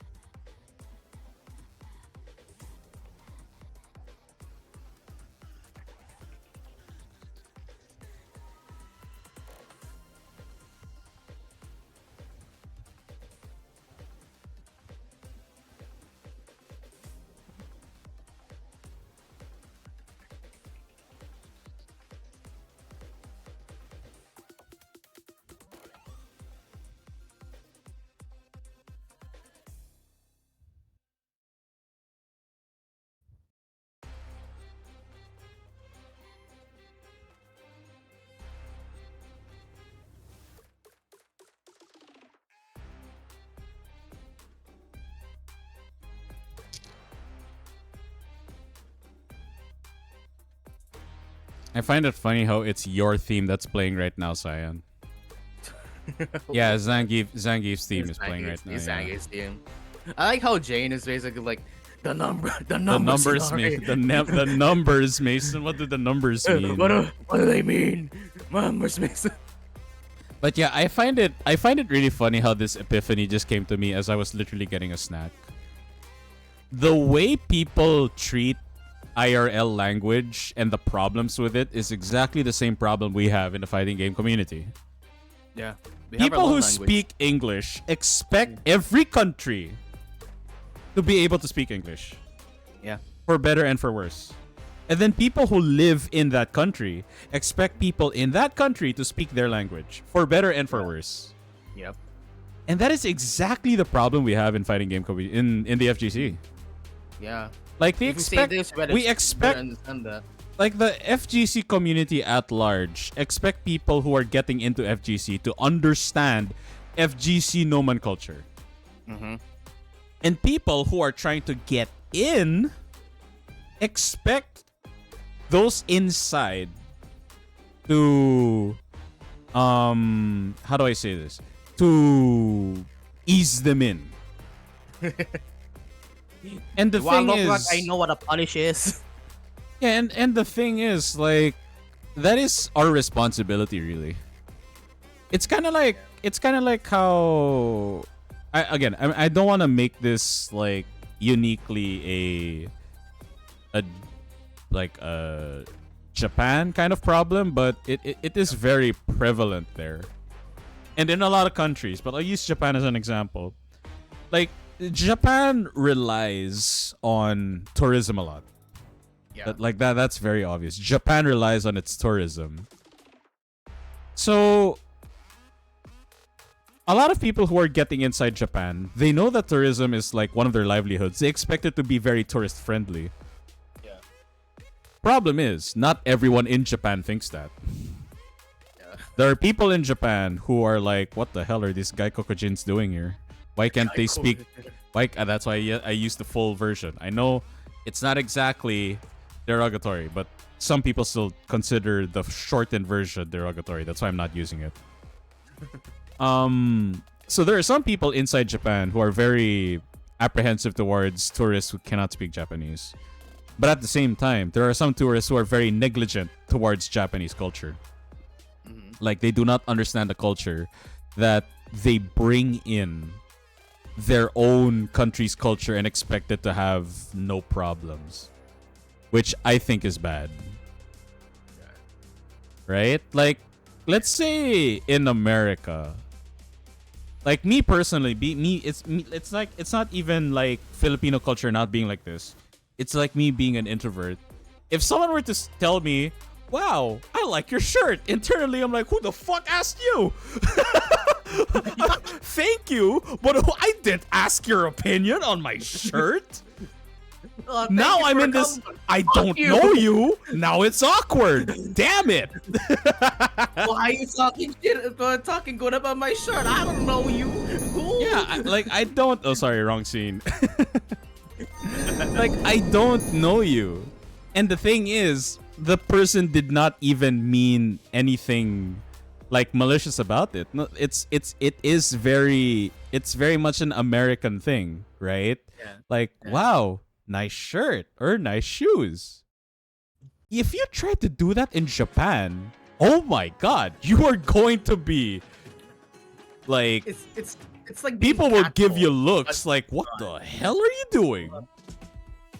It's like, hi, hello, nice day today. There are a lot of things that don't mix, and Yeah. that I think is one of the biggest sources of problems in any community, but in FGC in particular. Right? It's kind of like if we take FGC community as the Japanese community, they expect everyone who is in there to be integrated into its culture. Like they must understand, yeah, you don't do that here, or we do that here. Yeah. Different communities have different like etiquettes. And meanwhile, those who are trying to get in, like the FGC, they see the FGC as like it's growing, it wants to grow. Oh, all right, let's see how well it wants to grow. And then they are met with, oh, you don't understand us, get the fuck out. Like, huh? But I thought you guys are trying to grow, huh? I don't get it. The only thing I can say about it is the FGC is basically the most welcoming community, but it's also the most gatekeeping. It's the most, yeah, it is the most gatekeepiest community. Yes, that's very true. It's a stigma what we need to like that we don't understand, because a lot of people, including Maximilian, it's like play fighting games like yeah, we are trying to like play like people to play fighting games as they want to. And there's the fucking other side. It's like, oh, you don't understand this shit, don't play it. Yeah. You will not against me. Yeah, that's why I'm using Japan tourism as an example. Yeah. Japan relies heavily on tourism. They heavily rely on tourists going in and buying stuff and exchanging money. Yeah. Problem. Members of said country do not exhibit that behavior. There are still bars. Like there was one bar I literally went to. Thankfully, maybe because I look more Asian than American. I was allowed inside. But some Caucasian guy was not allowed inside. I'm like, huh? And then I asked my Japanese friend, who was already inside. Not like he did escort me in. He was already inside. I asked, yo, there's this American-looking guy who was not let in, but I was let in. What's up with that? It's like, oh, yeah. It's because... Yeah, they don't have a good reputation here. I'm like, huh? Why? Yeah, and that's exactly my point. Xenophobia is pretty big in Is really Japan. It's ironic. bad. Yeah. It's ironic. Like, wait, you as a country rely on tourism, but you're hella xenophobic? That's paradoxical. And then, yeah, like the FGC is like, yeah, we like newbies here, and yet you treat your newbies like shit. Yeah. That is not congruent. Like, weird. It's a weird stigma that's still going on to this day. And it's like, honestly, oh, well, what's that's community. worse? What is worse than that being a problem is people not recognizing it's a problem. Yeah. Yeah, Miko, that's true. But basically, I was using that example, Miko, as the same problem the FGC has. Like, again, to sort of like put the metaphor, to illustrate the problem of the FGC as a metaphor, it's Japan's same problem. They like tourism, but they're xenophobic, which is very weird. The FGC wants new players, new blood, yet they treat their newbies like shit. That doesn't make any sense.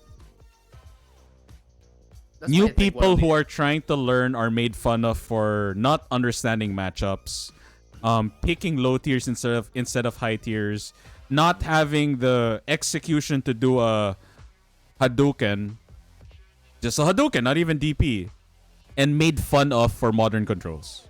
Like, huh?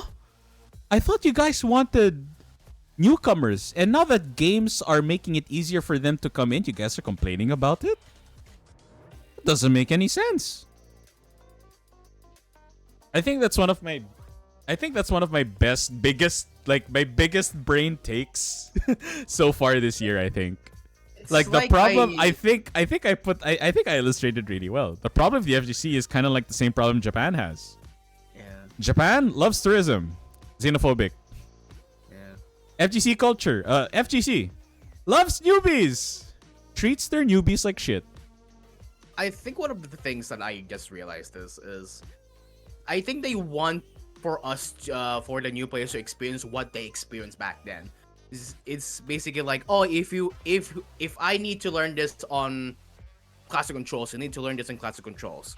Because if you learn this on modern controls, you're basically like a bitch because you don't have. Yeah, to also, people like, make fun of those through. using modern controls, and unfortunately, Jane, that is also a problem. Yeah. People actually enjoy clubbing seals in the FGC, straight up bullying. Straight up bullying. When they don't know when it's quote unquote okay to do that, even though me personally I don't like that idea. Yeah. I have enough awareness to know that that is an FGC thing, kind of like harrowing, or I hate using this word because IRL people have gotten seriously hurt by it, hazing. And this is the thing that I would say for this is applied to streamers and also people who streams fighting games, or just like especially like people who just like got into fighting games.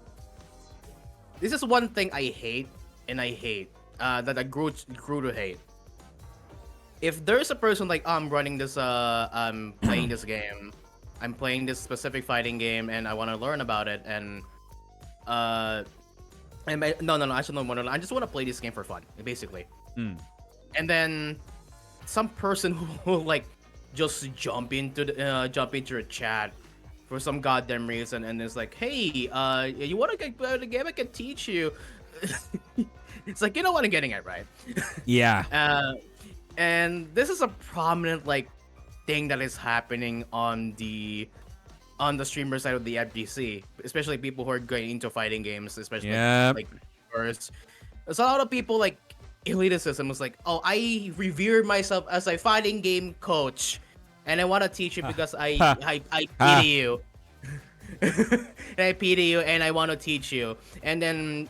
And when the streamer oblige to like let them teach, they're not even gonna teach him. They're just gonna fucking body him for like 10-0.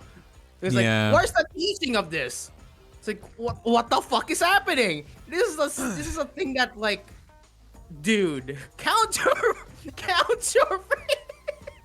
counter frames, know how to punish. It's like, dude, I want you to teach me about this thing. You don't have to beat my ass. That's why a lot of things is like, I don't want to play this game because I'm getting my ass beat.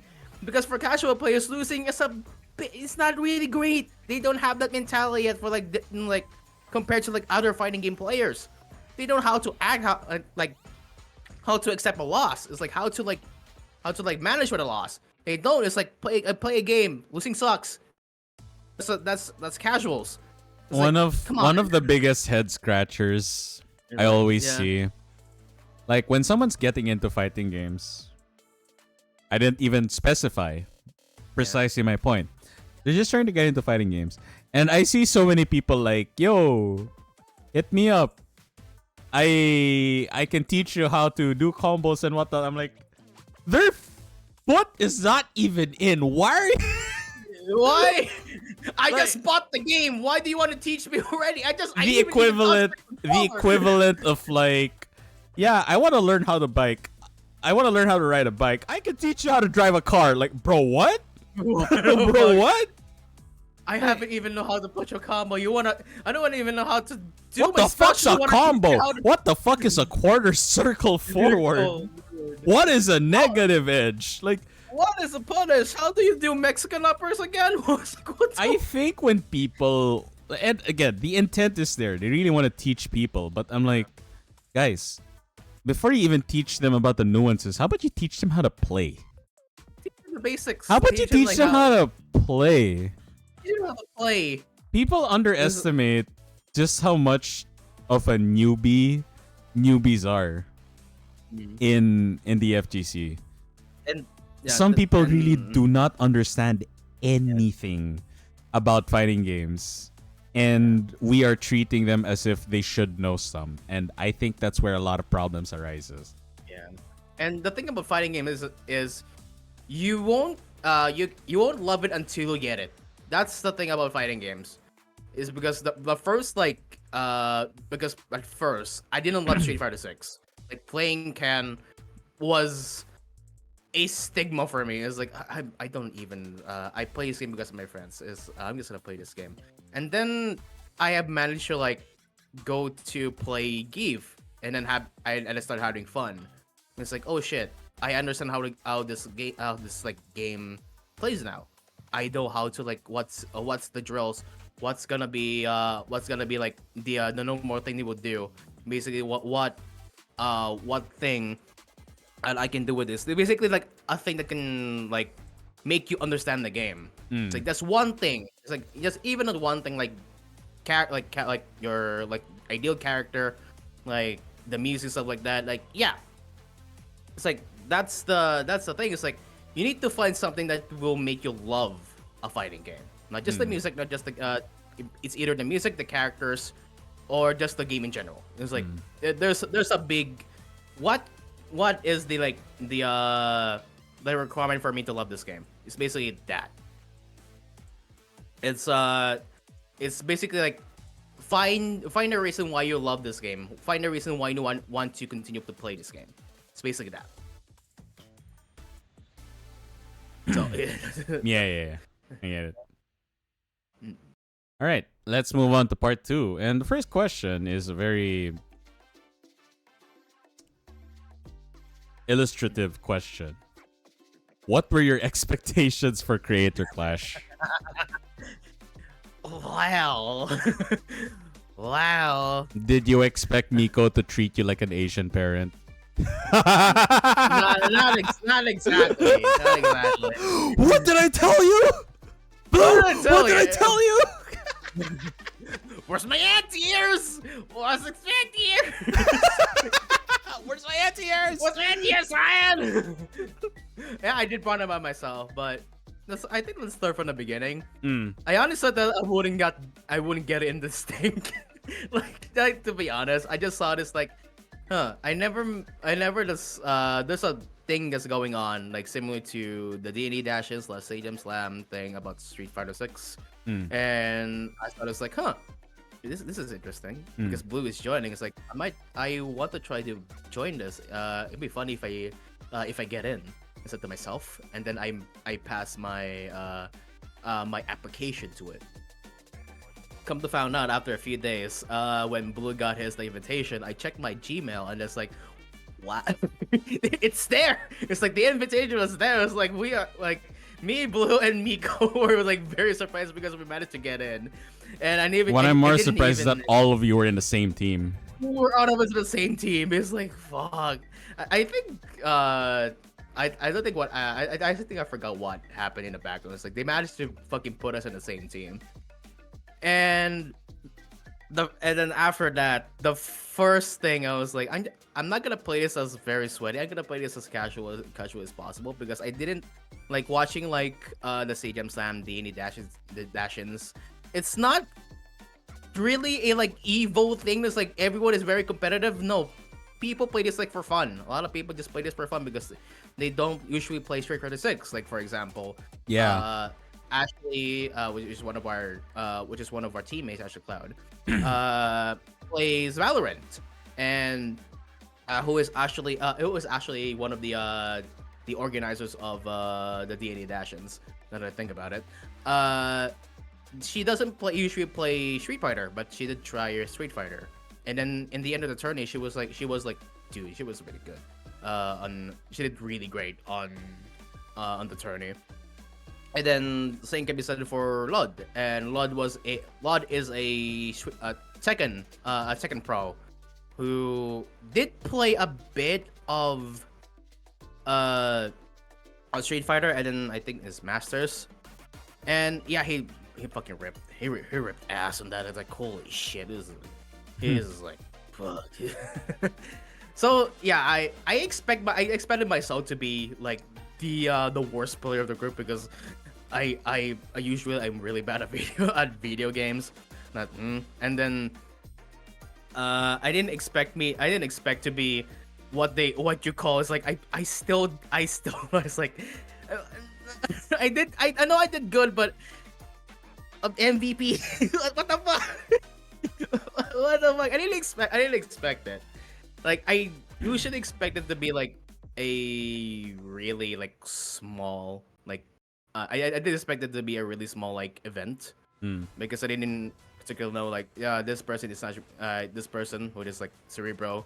I didn't know he was like a big part of the SF6 community in the Philippines. I was like, oh fuck, this actually they actually got me, really big people. Was like, fuck, what am I here? I'm like, I'm the odd one of the group. Is like you have Blue, who is established streamer. You have Vlad, who is established, who is an established fighting game player in Tekken, and there's like Ashley who did a lot of stuff on the DNA Dash, and it's like, what the fuck am I doing here?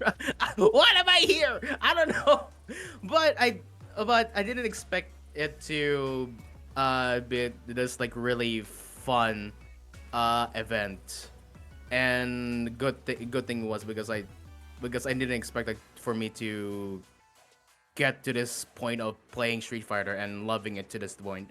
It's it really helped a lot, and yeah, I really have fun doing that.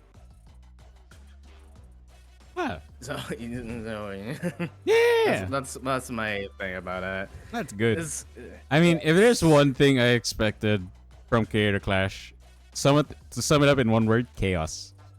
chaos. It's Not like, the yeah. prince, not the Prince of Ho Chi Minh, okay? Not chaos with a K. CHAOS, Chaos Emeralds, chaos. Yeah. That's exactly what we got. And it's- what's really interesting is that some of the funniest moments is not even in Creator Clash itself. It's in the practice streams leading up to Creator Clash where you really get the funny shit. Oh my god, the fucking I love our training session. This is such a fucking goober experience. Remember the one for Blue that he participated in for like Tekken? Remember at the end of the day it's night. I'm like, you can't be fucking kidding me with that fucking joke. Thank you, Kite, for that one hell of a joke. And then Fucking of hell. course literally every I was lurking every training session. I was waiting for the Miko moment. I was waiting for the Miko no. moment. to me, it came. The It's like, angry breathing. the angry breed. Cyan, block your lows, please. It's like there's ants The here. Asian parenting kicking in. I can already. I could imagine Miko just getting the chinellas ready. Oh I my feel god, like- this is so funny. I feel like I'm getting the J.K. Simmons like, are you rushing or are you dragging? It's like shit. Oh, coach, I will do it. I'll do it. But that was one of the best parts of the event is just us training, because I think when we someone did say that on the SF6 Discord, is like, I think we're the only ones to be doing this on stream, like like the training sessions. It's like, whoa, wait a minute, really? We are. It's like that was very unexpected. It's like, shit. And that's really like the It best happened. part about that's usually what makes creator tournaments like this very, very cool to watch. It's the interactions between someone who knows what they're doing and someone who doesn't know what they're doing. Yeah, it's usually goes into a very funny. It's a chaotic interaction. mess, but it's a funny chaotic mess because it's still in a funny chaotic controlled mess. environment. That's what I Yeah. mean by a controlled environment. If Miko was talking like that to someone he doesn't know, I'd be worried. But because he was talking like that to Blue and Cyan, I'm like, oh, okay, this is gonna be funny. Nothing bad's gonna happen. And funny, like, Miko, can I share this bit about you, about you making a entire document and the team, and what happened and did with it? I think I can share this because it's over. You have my permission. Go ahead. I want to know. Miko basically made an entire syllabus for us to learn. Basically, what can you do against the certain characters? What can you do as this character? And what their plus and what are their best moves? Basically, made an entire document, an entire Google Doc about it. No one read it. no one. No one read it. And I think, apart from, I didn't even read it actually. Sorry, Miko. I didn't even read it. I didn't even read it. Oh Because- no! Because I'm not that big of a reader. The way I learn is basically, I will do this on the fly and I will apply it on the fly. No, Basically, chat. He's a cutscene skipper, chat. Oh my god. I'm not a cussing skipper. I just don't like reading. He doesn't don't like reading. reading. Oh my god, he skips cutscene. It's like, okay, I don't I like cutscenes a lot. I play JRPGs a lot. Jesus fuck. I know, play a dude. lot of I'm JRPGs. joking. Yeah, fuck. But the thing is, if you give me a book, if you give me just a plain old book with just words, I will not read it. But if you give me a picture book, I will fucking read it. Basically, I'm a visual guy. So reading is like, okay. That's why I go for like videos instead of like reading a syllabus and stuff like that, because that's how I learn. I rather do it on the game or just someone just give me what I need to do. It's like visually, so I know what to do. Basically that. So what you're telling me is what Miko needed to do was put more booba in the text document because you're a visual person. Fuck yeah, that's what I. Oh, Miko, you should have hired me as a co-coach. I could have helped you in that department. If you showed me that guide, I would have immediately said, wait, did Science say he's more of a visual person? Like, yeah! I'm pretty sure this impersonation is like dog shit. Like, yeah, Yoko, why do you think I put videos in a fucking document? Bruh, visuals. Where's the booba? Where's the booba? Where's the booba? You want Where's the people thing to that will read. hook me? You want Where is it? you want people to read subtitles in your anime. You put it in the booba or the ass of characters. They ain't missing that shit. I think I said like any. Yes. I said yes. Oh my god. But because the thing is, I that depends on the what I want to learn. It's basically if I'm going to learn on text, it's probably gonna do a combo or what it is. But the thing is, I got so caught up with the with I'm just gonna make Miko teach me how to do this like on hand or like video training. It's like because it's much more it's much more handy because you're already there. And because if it give me a syllabus, I might ask like, oh shit. Because I might not even read that in the end of the day, even though it's there. Because I already know what it is, what's in it. You know what I'm DMing you the screenshot. Yes.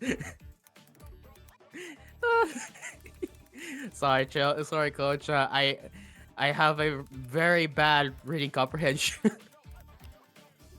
Hang on, I want to see this. You know, Miko, if I join, okay, so I say it, if I join something like this and you're coaching me, you already know my preference. Women. Women. I'm easy. There's gonna be a picture of fucking a chun there. It's like how to women. Women. A picture of a woman. Yeah, I will. Like, I was gonna ask. I'm gonna show it. I'm pretty sure people in chat are curious. Like, Yoko, what is this? Apparently, this is what it is. Fine, quick question. As you can see, I don't mind covering myself. How do you prefer learning? Are you okay with written guides, VC, or video person? Yes, I'm down with anything. You realize I gave you 3 options and you just said yes. Yes. I really like how Miko even put the ellipses, like ... You just gave you 3 options, you said yes. Yes. Yes. I would have answered that unironically. I would have said, as long as it has women, I'm good.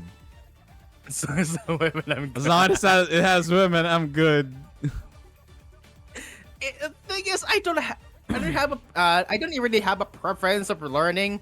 It just so happens that I learned more when you were already there. Because like you're already there, you can scream at me. You can just teach me what I need to teach. Just like that's the point of the syllabus. Even though there's a point for the syllabus. That's my brain. That's my fault. It's my brain like doing I'm doing whatever you shit. Come on. Call that shit foreshadowing, eh? Foreshadowing. But in science defense, Miko, you should have known better. You're a coach. You should know your players. You should know better, buddy. Hold that L. You should know. Not putting women in Inari's guide? Oh, that's on you. But then again, in Miko's defense, you should have given a better answer than yes. Yeah. There was an attempt. I should have given a much better answer than yes. Yes. So that's 3 answers. It's like 3 different. I gave it these 3 different options, and not even gonna use one of the options. What the fuck? It's like yes. It's like I don't want to give because I don't want to give like a much detail like learning thing. So I just like yes. Yes. It's like I God. got lazy. I got just like lazy just typing. It's like yeah, why not, right? All right, next question. This one, more into the nuances of the whole event, and in extension, this will tell us a lot about Miko, if anything. So, what are the advantages of having people you know coach or participate with you, and disadvantages, if there are any? I feel like I'm stepping in a landmine if I say something shit. Coach? Oh, don't worry. I will give you a lot of good stuff because you did teach me a lot of stuff. So, yeah, the advantages of having people that you already know, but actually participate, that you already know, is actually really, really fucking handy. Because the thing is, if you basically know that person for a long time now and for a bit, you already know how they think and how they do. So, and I think because me and Miko and all of us, actually most of you, I know each other for like almost a year now. Actually, a year now. Jesus Christ. Uh, you already know how like I act, but Nico had to like come to me. It's like, how do you what like preference of learning do you want to? And I just said yes, like a dumbass. Uh, and with that, I think uh this is becoming a plus is because he already knows what to do. Mm-hmm. Like for example, Nico learned how like how I basically play, like how I learn. It's like uh basically if you say like on like during a match, like if you do this and then I will adjust to it correctly like immediately. And for Blue's case, he will say like will probably say it in the end of the match or something like that, or in the middle of the match. So basically, the advantages of it is like, yeah, you already know this person. That is like pretty handy because because as you already know how this person teaches, how this person how this person has how will we do it, how will he do it, how will he or she do this specific thing, which is like really fucking helpful because there's no like barriers like you're getting like I just met you, why you're teaching me, and that stigma basically. Oh, I know you, I trust you to teach me and you will make me a much better player. And yeah, as for disadvantages, uh actually not really. Aside from the fucking jokes and stuff like that, there's no disadvantages of it. Yeah, because it's like you already know this person who plays out of the fighting games and knows how to teach how and knows how to coach that person. So yeah, it's a plus. If anything, is a that is a very big plus. And this doesn't apply just to Mikopa. This actually applies to you and Chaos because you teach me how to go and do like what is the Chun-Li matchup, how to do against Chun-Li, how to do like how to deal with her usual bullshit. Chaos taught me how to what to do against like what to do as a Geek player, how to what to use against this specific the specific how to what to use and what to do as Geef, basically. And Miko, which I fucking love you so much, you teach me. It basically made me realize how I need to play. Like, good fucking god! Like I think in this I'm the first like week of the creator clash that what is happening. I was still in the underlearning process. I'm still like very casual, and I'm still like I'm doing okay. I basically like made I basically I think I did good. I did good because I did like I did like 2-1 because I lost once and then I went 2, and I had a lot of fun in that. And the thing is, as the things go, as the event goes on and we go for teaching, it made me realize like a lot of things that I need to change. Like, for example, that one got the fucking anti-airs because I never do anti-airs, for God's sake, never do it. And I think that one session of us like tough love for me that Miko like give me, it was like, do your fucking anti-airs because I need to do my anti-airs because I know to myself like, if I don't do this, I'm gonna lose a lot. I'm gonna lose a lot of interaction. So I need to do this now. And not just that, blocking. I don't block for some goddamn reason. Because I don't block. I don't block my lows. I don't block my highs. I just don't block on wake up. That was the thing that was like holding me back a lot because I don't know how I generally treat this as a block for like second, because on second, whenever you block low, you're basically making your mid and highs, because there's no high. Basically, your mid is exposed and your lows are blocked. And for like for Street Fighter, basically you're when you're crouching, you're basically defending your mids and your lows. Your overheads, you will get fucked, but still. And I mean, yeah, what the I realized- mentality in Tekken is like you eat the lows because they are chip damage, but in Street Fighter, Yeah. you eat a low, lose half your health. you eat a low and you're fucked. That is like You eat a low, I need you're to fucked. change this.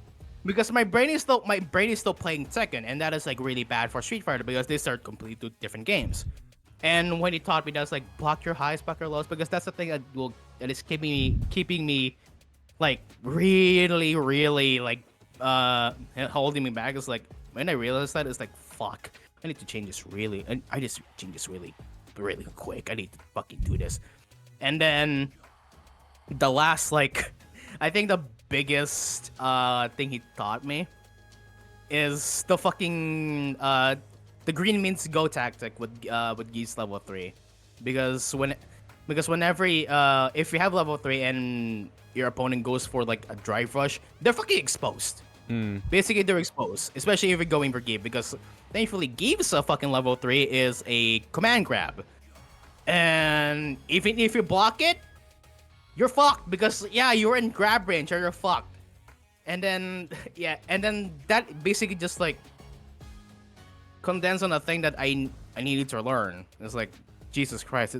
That's why Miko's a really great teacher, because it was like what basically he asks you like what do you want to learn? What do you how do you learn this specific thing? How do you do this specific thing?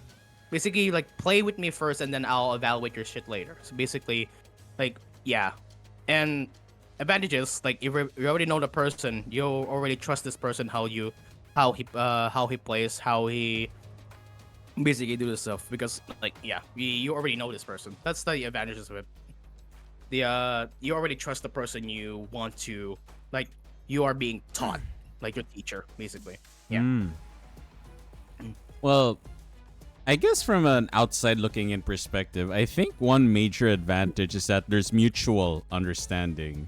The disadvantage, however, is that there is mutual understanding. If you guys could hear the subtleness of how I pronounce each one, you guys should already know what I'm talking about. Because if you're being coached or you're participating with your friends, what I mean by mutual understanding is that, yeah, we know why we're here. I know what to do and what not to do. The disadvantage of the mutual understanding, for example, if I was in that team, I'm pretty sure it would be difficult for Miko to juggle his Asian parenting behavior with Blue and Cyan and then me. Because I think Miko understands that although I'm very aggressive with like my playstyle, my pop-offs, and my screaming, I am not the type to rail someone whenever they make a mistake. Like, if they do, I make sure that I make it sound like it's a joke, like it's very obviously a joke. But like, if Miko used his exact wording and manners for like what he did for Blue and Cyan, like, it's funny. I'll give you that, Miko. It is funny. If you did that to me though, I'd be a bit discouraged. I'd be like, yeah, I know I suck. I'm sorry. That's what I meant by mutual understanding. Like, Miko has to understand that this shit's not gonna work for Inari. It's gonna work for Cyan and Blue, but not Inari. Shit. Yeah. That's why Shit's the contrast tough. between the contrast between Lon and Ashley, and then me and Blue. And But how then there's Miko's that level of mutual understanding. Like, Miko's a buddy. I know he doesn't mean it, but it still sucks. It still sucks. I did vary how I thought. That's good. That's good. But again, that is still very difficult to juggle. That's like, it's kind of like how you have people like Jaewong and Tokido who are able to be top 3, if not first place, in multiple fighting games in the same tournament. It's difficult. It's not impossible, but it's difficult. It's difficult. It's a hard road.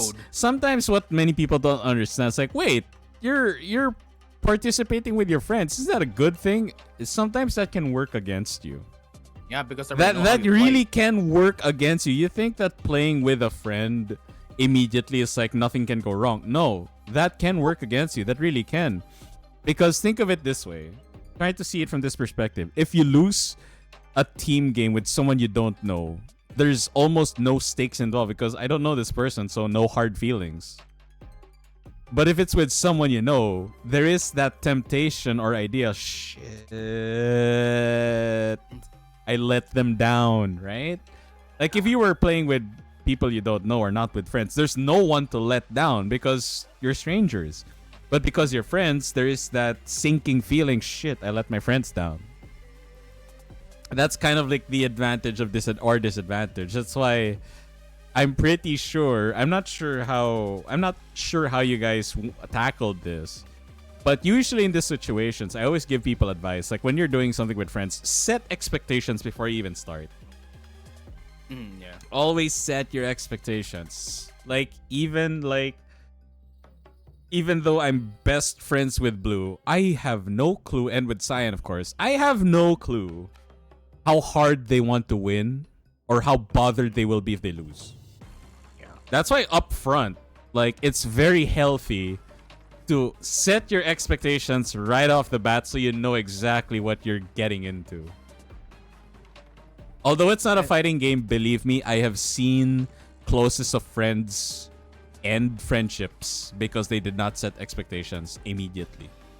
Yeah. And yes, I am speaking from FF14 nomenclature. Ultimate raids are friendship enders. Everyone right off the bat, this has been standard practice. They tell themselves, guys, if we don't clear within 3 months, we stop. And they always set their expectations. Like, guys, are we taking this seriously or not? Because they really have to make it known.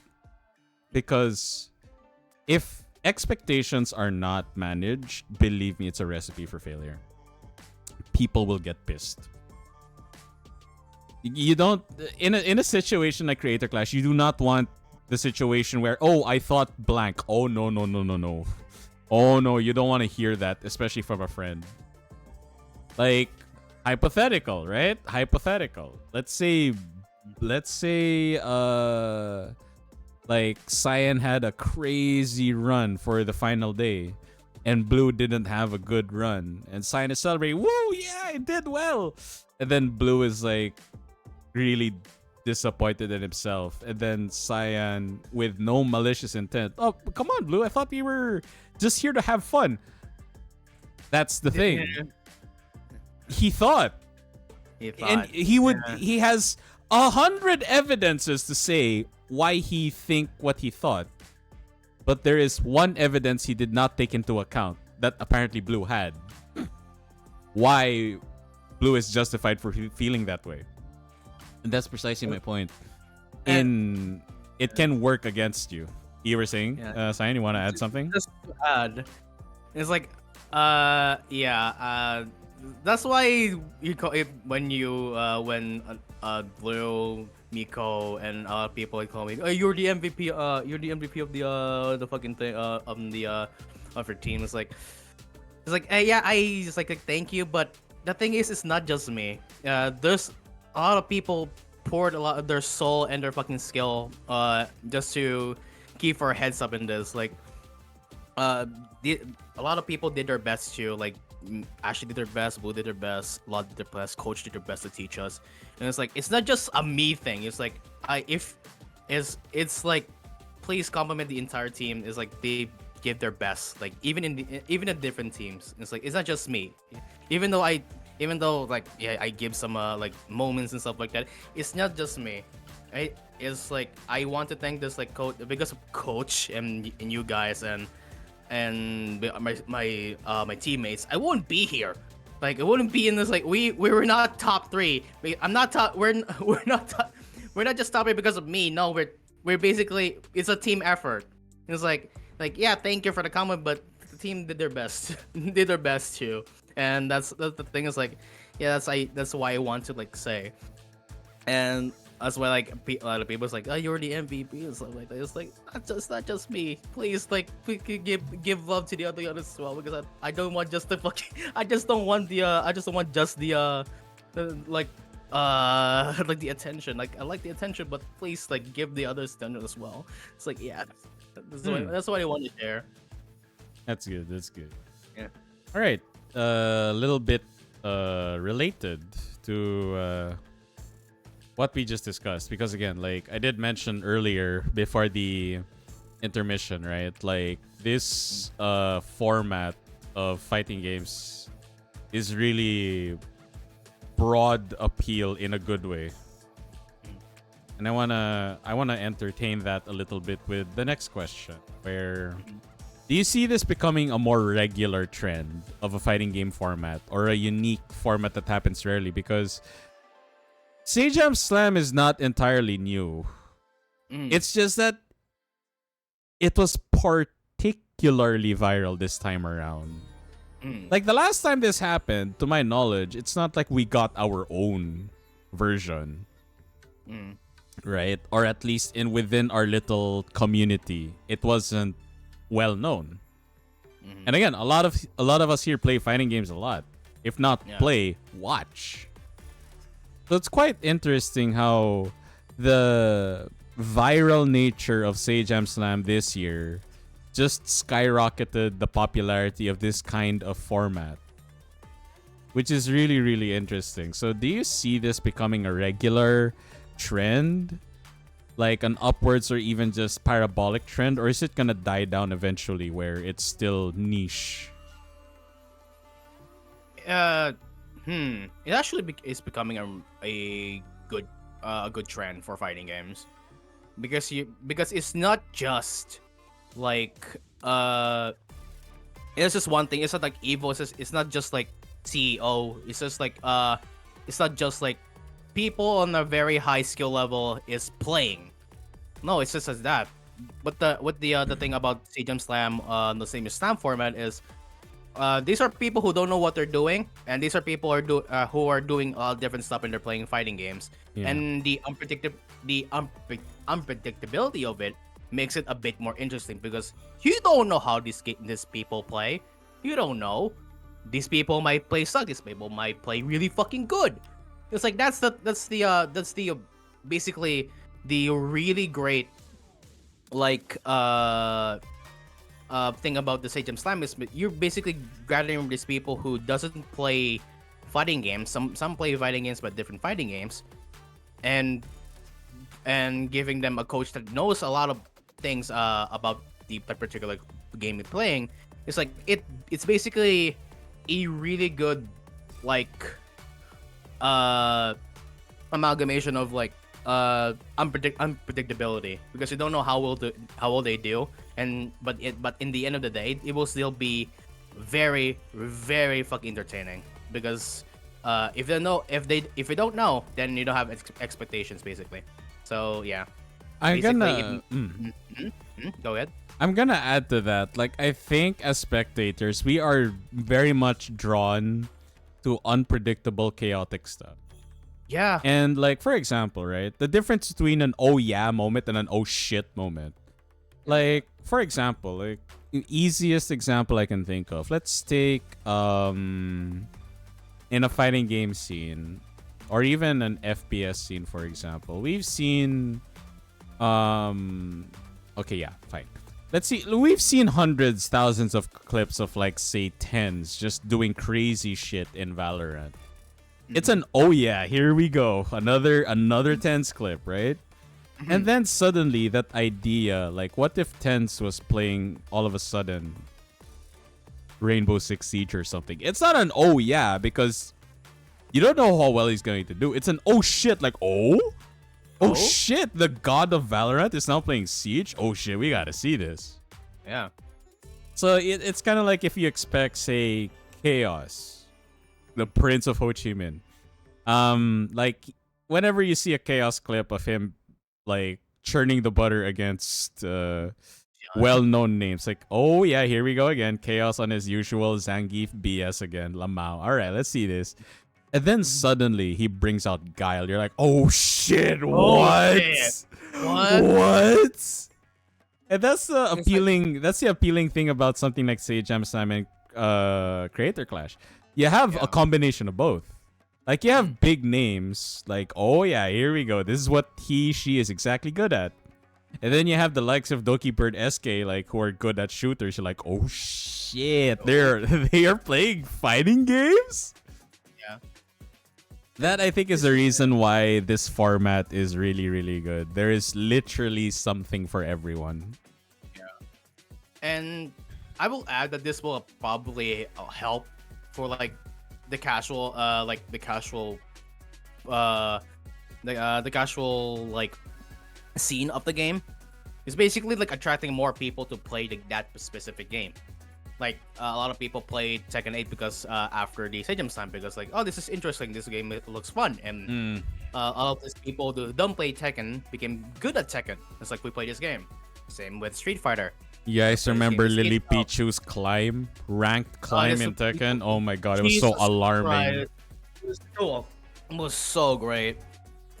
And a lot of people didn't like for example, like one of the best highlights of the last Stadium Slam for Street Fighter was like SK. Like SK is like, yeah, she is a really good like FPS player, but she fucking killed it on a fucking Stadium Slam. Fucking killed it as jury. It's like fucking hell, wow. Not just that, how? of all the people that she picked for Tekken, and again, she picked Reina because cute girl. I'm like, you picked a Mishima? What?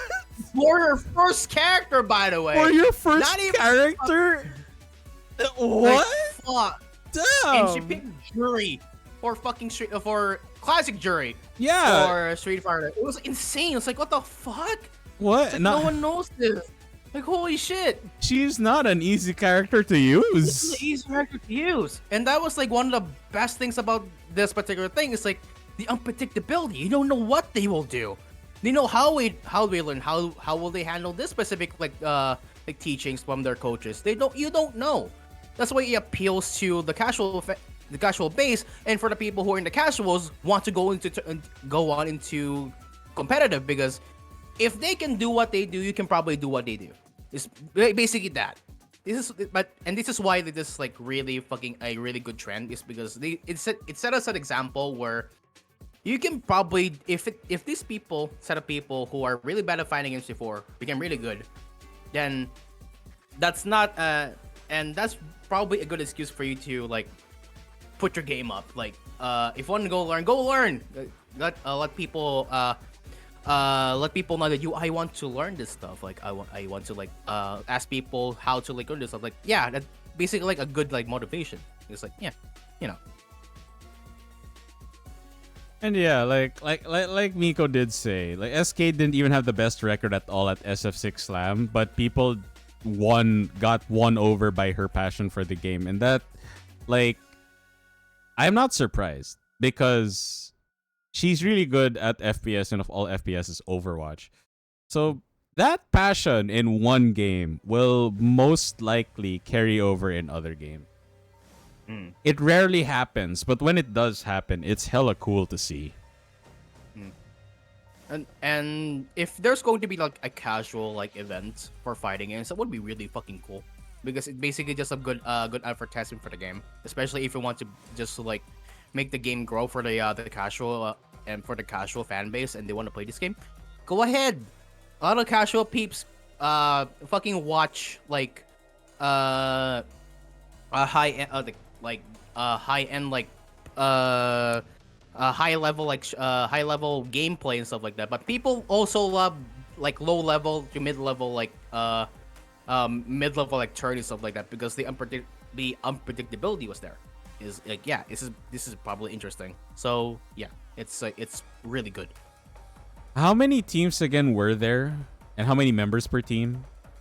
For the Creator Clash, I think it was 5 of us. It's four of us and then one coach. Basically, Yeah, so a for team us, of 5, and how many teams? 4. 4 teams. All right. Because we're moving on to our next question, which is, do you think the size of participants for something like this could be bigger? Why or why not?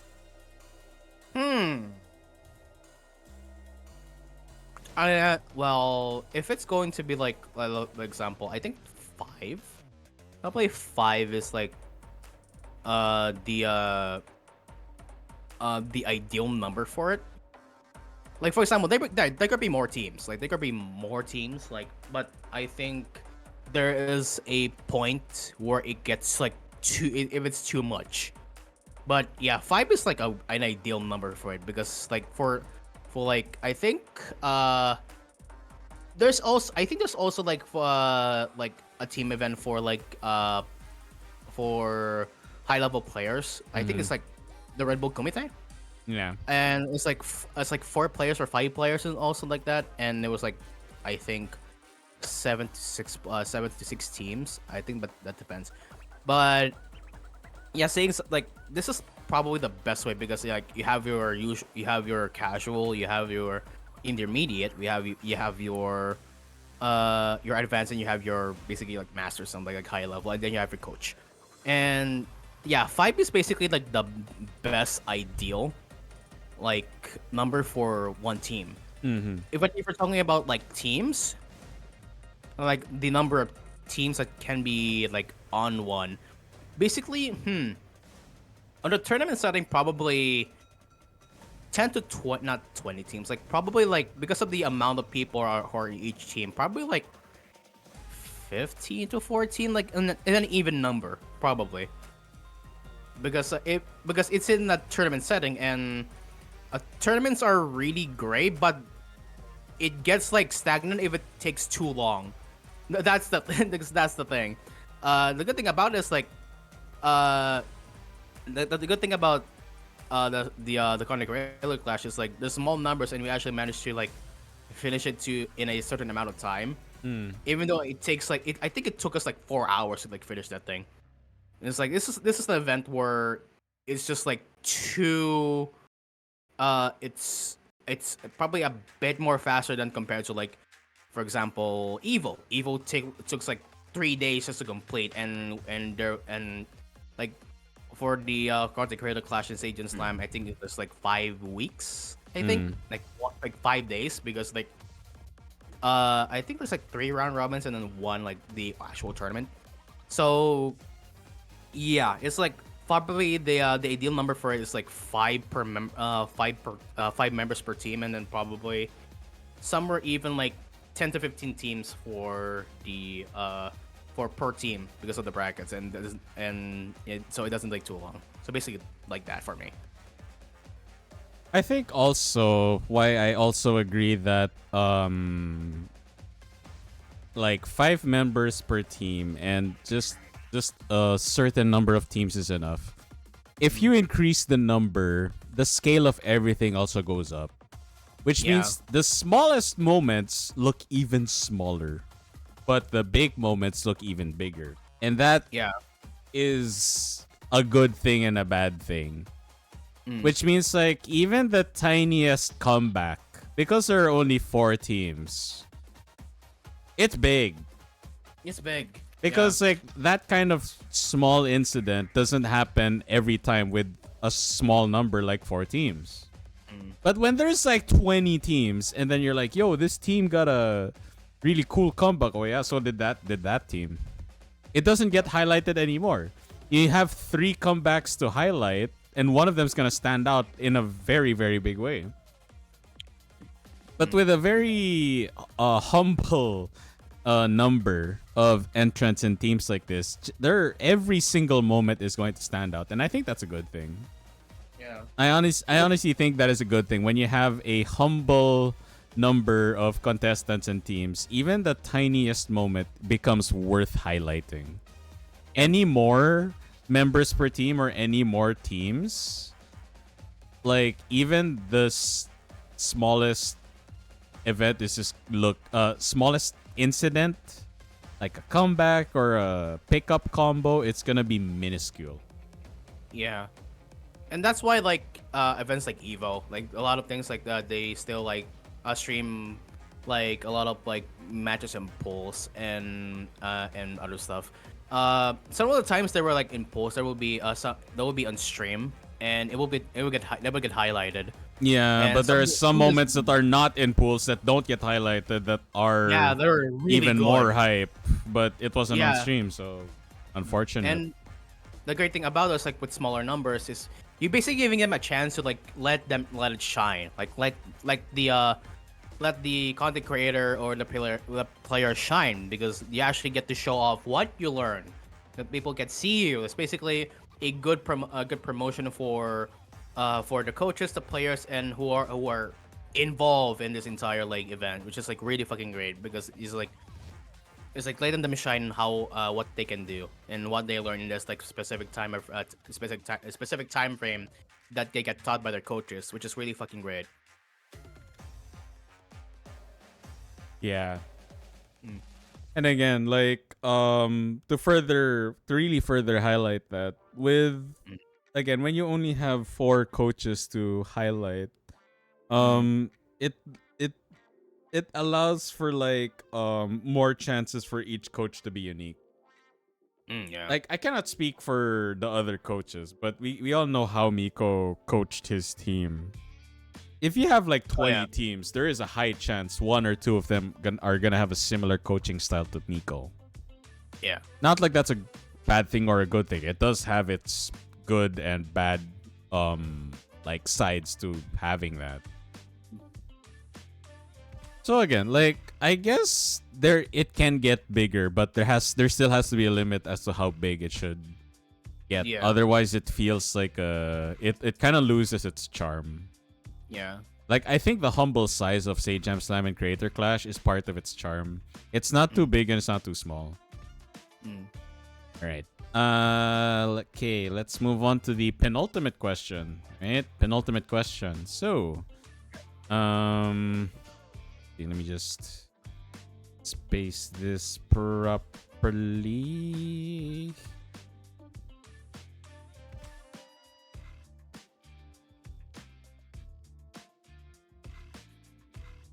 Okay, so how do you think people should perceive or compare, big conventional events like Evo and community-driven events like Say Jam Slam or Creator Clash? Because obviously, these two kinds of events are gonna get compared. Much Yeah. like how people compare incompatible fighting games like Tekken and Streets. Eventually, it will. So, how should people perceive and compare these two events? Like, okay, let's start with Evo. Like, we know like the reputation Evo, like Evo CEO, Tiger Uppercut.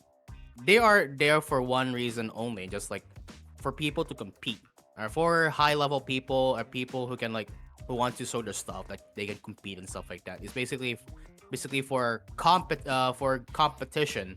They want to like show off their show off the skills so they can show them who's the best. It's basically a event for very sweaty people who just want to like I learned this, I poured this hours of the game, probably great. Yeah, show it in the actual like event. So basically that is like show him who was the best. Can you make it to top 6? Probably, who knows. But yeah, it's basically an event for high skill level players who just want to show off their skills and enjoy fighting games. As for like Sejam Slam and Content Creator Clash, it's a very specific event where it's just for fun. It's basically for people who doesn't play and doesn't like experience like fighting games, or experience very little time on fighting games, and showing off like what we can do. What can we do like to like teach them like the process of like how they will grow, and basically like that, like the unpredictability of these people and what they can do. It's basically a really fun event where you didn't even have to win. You just like have to like just have to have fun, because this event feels fun and it should be fun. That's the thing of it. Where it as to like Evo, it's like there's gonna be some drama, there's gonna be some upsets of what is like happening in there. Where it's just like Sejam Slam, it's like we're just here to have fun. This is a really great stupid event that should be not very competitive, even though it's in a tournament setting. But yeah, I perceive it as a really fun event. That's the thing, compared to like Evo, who is just like very competitive, like competitive heavy games and stuff like that. So that's how I like see both. Yeah, I mean that really is the main difference between big conventional events and Sage Jam Slam Creator Clash. The expectation is vastly different. That's why I think when people compare the two, they should highlight their strengths and not pit their strengths against each other, because that's not gonna work. That's like comparing two different sports to each other. Like, yeah, they're both sports, but they're not the same. Like, yeah, And- Streets and Tekken are both fighting games, but they're not the same. You can pit their strengths against each other, but you cannot. You can compare their strengths, but you cannot pit their strengths against each other. No. You can highlight I'll just finish this part. Like, you can highlight how Tekken is very free flow because of its movement, combo structure, and whatnot, whereas Street Fighter is less chaotic because of how restrictive the 2D plane is and the neutral. And what did you want to say? I'm just gonna add for Evo and stuff like that, and just to add this for Evo and CEO and stuff like that. You don't need. The thing is, you don't. It's not a invitation only event. It's basically whoever you are, wherever you live. If you can go there and if you can show what you can do that. You can you can compete with other players and stuff like that who are top players there, for Evo. As for Stadium Slam and Content Creator Clash, I think it's very limited. It's very it's specifically for people who who already have a name in the streaming industry and stuff like that, and basically people who are just have a name on the Italian community, modern community, and in different communities, and putting them and letting them what can they do in the fighting game community and how they will do and it's playing this specific fighting game. So for Evo, it's for everyone, and they can join whenever they like. But for Stadium Jam Slam and Content Creator Clash, is mainly people who are still have a name on the community and different communities and stuff like that. So ironically, unlike Evo, Creator Clash and Sage Jam Slam, you can be both too good or too bad to even be accepted. Yeah, it's you can it's even though you have a name in this, but they don't care how you play. Basically, you play this good, we're gonna bump you up in in this specific part of the bracket. Or we already have too many we already have too many tier 5 players. We are looking for tier 3 or below. Yeah, tier 3 below. People who we have 5 play this game. we have 5 teams and all tier 5 slots have been taken, and we check your record and whatnot. You're clearly tier 5. You're too good. Yeah, you're too good. It's okay, if you make this just people who play high level fighting for high level people, that's not gonna be really good, because you're pitting this high level people to the people who doesn't know how to play fighting games. It's a one-sided deal. It's a one-sided competition. Of course, who will we expect to win? Of course, the fucking high levels. And not just that, if you change the format where it's all teams are tier 5, we already have that. But Sage Jam Slam and Creator Clash is not that. It's not teams versus teams round robin. No, it's it's literally 5 groups with different skill levels. Trying to bring their A game, which is much more appealing and unpredictable. Yeah, it was just but the best part, Yoko, don't good sports or spectator stuff rely on the least amount of unpredictability. This is still controlled. That's the thing. Yeah. There's a difference between uncontrolled unpredictability and controlled unpredictability. This is the good one. This is controlled unpredictability. You want complete unpredictability? You put a team of tier 2 or 1 players, but they have a tier 5 coach. And then you put a team that's tier 3, 4, and they have a tier 1 coach. That is so weird and volatile, and that's a recipe for disaster. Yeah. Basically, I think of a content creator clash as a classroom, a school. It's It's like you have your Oh, students. I know this. Yeah. Group work. Yeah, group work. It's basically group work. Group works. Oh my god, yeah. This is basically like thesis and like fucking You and they're cannot like you cannot have like 2 out of Research. 8 groups like Yeah. having the easiest time of their life because it's all the the 90, 80 plus students together on one team, and then the ones that are like 70 and below, they're Yeah. they're fighting for It- scraps. Like that sucks. it's like making a thesis because you have your 4 teammates who are like making the entire thesis, and then there's your advisor who is like advising you on how to do this and what do you need to do this. So basically, I perceive it as that. It's like doing a group work because you have your coach and you have like for your 4 students. One of your students basically know how to do this shit already. One of the students doesn't know like play this game, but on a very high casual level.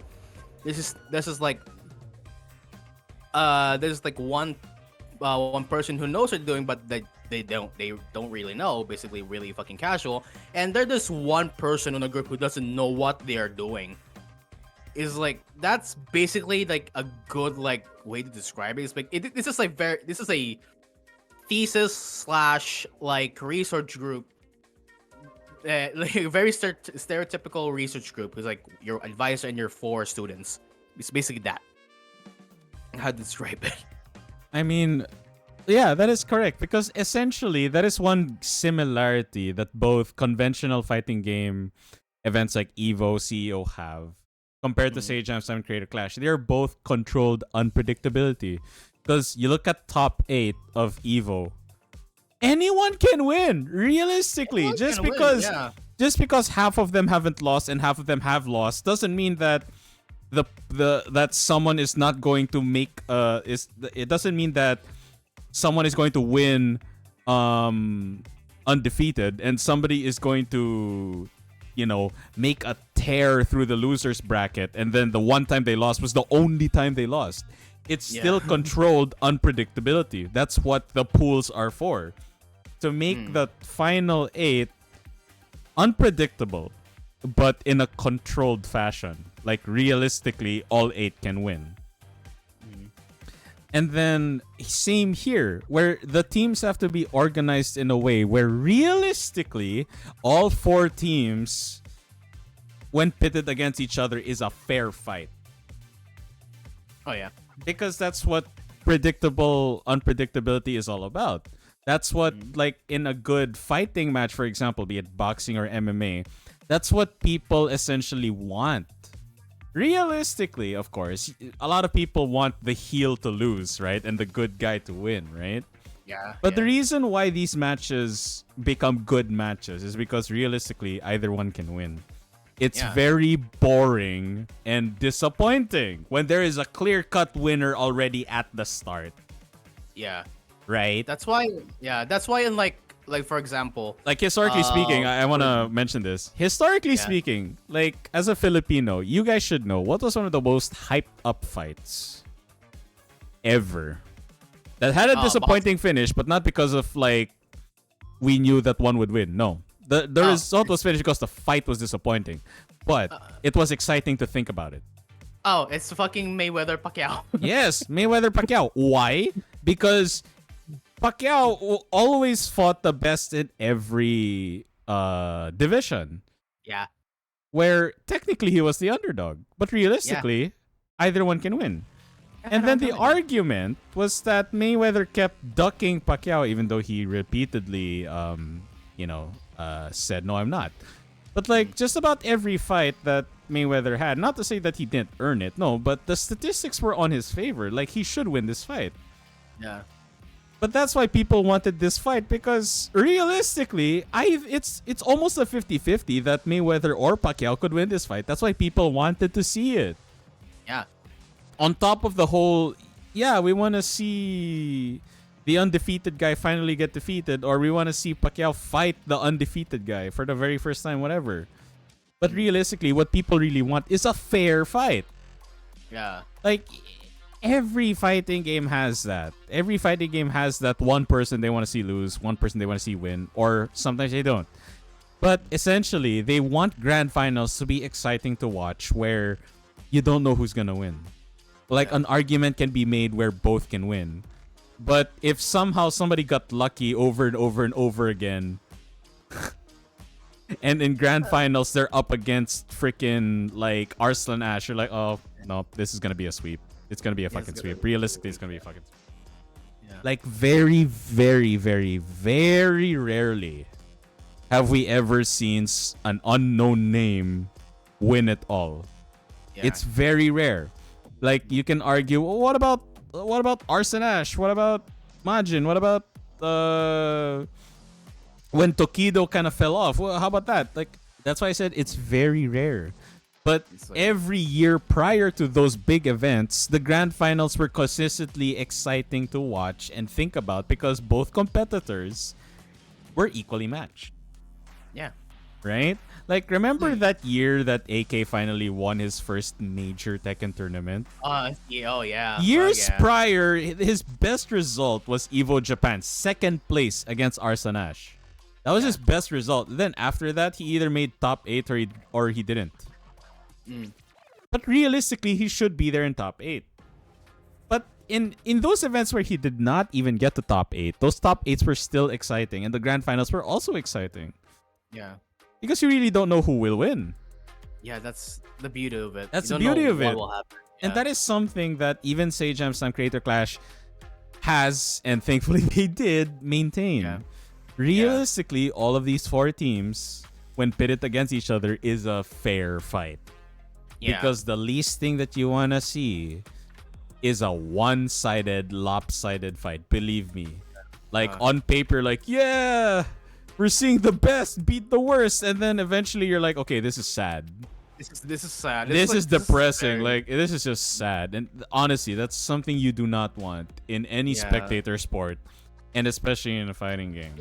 they want tension. They want They want they want- stakes. They want stakes. They want that extra stakes. feel. That's why a lot of people like fucking action because because want action because like we get to see people doing stuff. It's not a one-sided shit. That's why the entertainment of it is like people who are in a very very similar skill level pitted against each other and doing their best, and they're Like- doing really fucking great. You want an example of something depressing? If you try to pit someone like Ash against Chaos. That's That is going a to one- be sad. One. That's going to be very sad. Like, I wouldn't want anyone to be put in that position.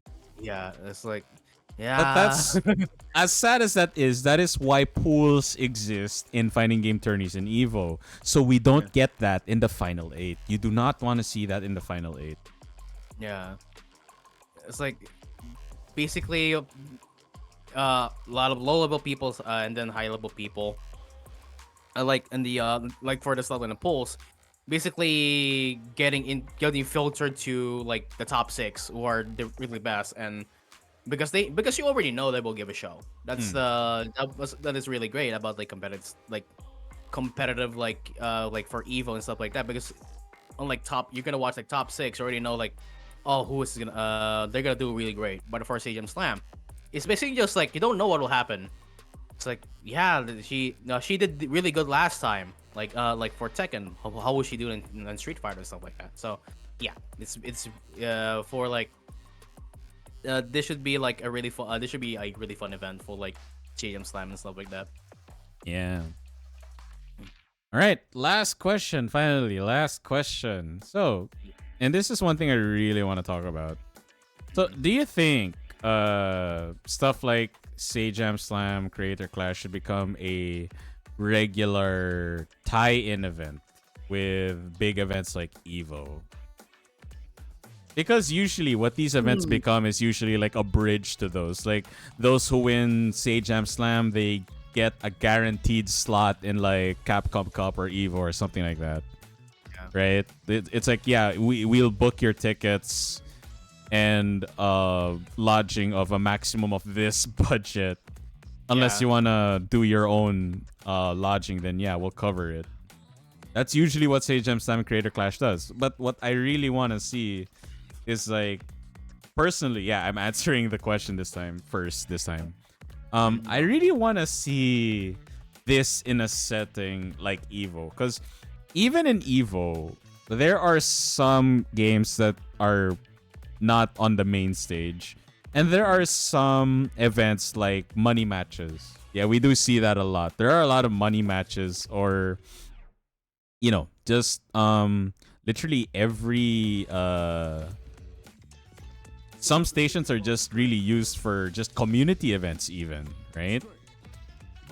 That's why it would be cool if we could see these official events get the spotlight in Evo or CEO.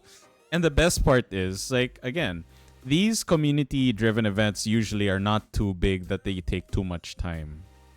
Oh yeah. And it can even be a series of events, if anything, and it will always generate viewers and spectators. That's for sure. Mm. So, what do you think? Do you think this should become a tie-in event, or should it stay like its own thing? I think it can answer like probably both. Like it will do good as its own thing, but it will actually do good if it's like on like a Titan Evo. But the thing about it, like viewing Titan Evo, is like if I think it should be established as its own thing, and then like for example the last day of it, like because usually the Stadium Slam like last time got uh the offline event became a thing on like on I think TwitchCon. Hmm. So yeah, the last part will be good is like for as it should be as an established event is they will do the Stadium Slam like near of near Evo, and then on the last day, which is the last day of the Stadium Slam, or just less like consecrated question stuff like that. It should be in like the first day of Evo, just to like to kick off like what Evo should like the Evo, so it doesn't overshadow like that's gonna be Evo. It's gonna be a top player is gonna be playing here. Yeah. So yeah, it's like basically a good like introduction to Evo. It's like you're already here. Go in Evo, go play. It's like really good compliment for both events like Sage Slam and Evo. Like, It's like, I think what would be a good format, if Evo is 3 days, day one of Sage Slam could be like the point accumulation, and then day two is the round robin final format. Like, Yeah. you don't want Sage Slam on day three, because obviously the top eight, Final. the finals of each game is going to steal the spotlight. Yeah. But you kind of want like a good appetizer, right? You want you want a good appetizer for the main meal, and I think Yeah. Sage Slam will fill that very well if it is a main event. I'd love to see that. Yeah, it's a good kickoff to like a much bigger event because Stadium Slam is like big event, but not as big like for say Evo, which is like centered for people like high level people who want to like play fighting games and set the glory for themselves. That is like a if you're going to put in the first day, which is like the first day of Evo, like for example, like one of the best moments of Evo last year is Lily Pichu beating fucking Harada's ass on stream. It's really I fucking remember funny. that one. Yeah, I remember Yeah. that. I vividly remember that And one. and that should be a really like example of what could happen on like the first day because first day of Evo is fun. It's a fun event. It's like You have a the lot of things wacky happen. moments happening wacky on moments. day one and day two. Yeah, because they won in day two because plus pools and then there's that. And then for finals, that's gonna be a much different thing because it's finals. It's basically the last point of last point of Evo. It's where the stakes are high and people are just doing their best just to like win and assert dominance and stuff like that. So yeah, if you're going to make it a entire big thing, like sure it should do good, but if you're going to tie it in on like for example like big events like CEO or Evo, it should be like a good kickoff event. So basically like that, yeah. Yeah. It should be a tie-in sub event, side event, if anything. Yeah. Because it's a bit difficult if it's like if both like events like just like jam each other like day one, day two and day three. And it's like Yeah, like really, it's gonna overshadow like It will be the overshadowed. It it like will be overshadowed. it doesn't matter what names we'll see in Say Jam Slam. Like for example, if Team One is like Twitch streamers with the Yeah. same like rules of like 5 members, 1 tier each member. Like it can be Twitch streamers and then YouTube streamers and then freaking Hololive VTubers and then Hololive. indie VTubers. That would be amazing. That would be great. That would be However, really if you great. put that on day 3, believe me, no one is going to remember that. People will Yeah. exclusively remember everything that happens on the big stage on day 3. If Yeah. it happens on day 2 and day 1, people will remember. And yeah, that's why it's a good if it's like if it's a tie-in, yeah, it's good. But if gonna do really good if if its own like entire thing, that would be really great as well because like it's an as itself like Stadium Slam the Stadium Slam format is actually doing really great like as Yeah, of, it is. yeah, even though it's like this small thing like compared to Evo, it's still doing like really great. But yeah, if you're going to be if it's going to be a regular tie-in of it, it might as well be like a good starter to Evo. Like, just to like give like a good promotion for both actually. Just set up the hype. Set up the hype of what Evo should be or what CO should be or what like If big anything, fighting. Sage Jam Slam and Creator Clash is essentially a condensed spirit of the FGC and Evo. Yeah. You literally have all people of all levels. People of all levels. People Basically, of it's all not levels just, participating yeah. in a controlled environment. yeah, it's not just like low levels, mid level or high level people. It's a mix of all of them. Essentially, you do not have any unhighlighted moments because, like, again, will people highlight average Joe A against Ni in pools? No. No. But if Ni and Ulsan meet in pools, they're gonna put them on main stage. Yeah. So skip the part where they skip Ni versus average Joe A, and then you highlight instead average Joe A meeting average Joe B. There's no more like fights we don't see with amazing moments, even with different skill levels. No, all of it is highlighted. Yeah.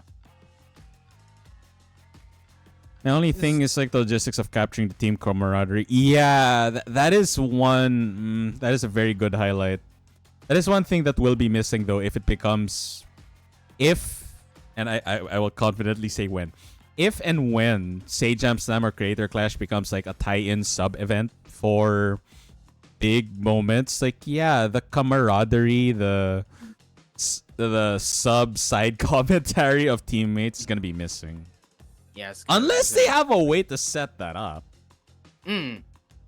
Like, I think they can find a way.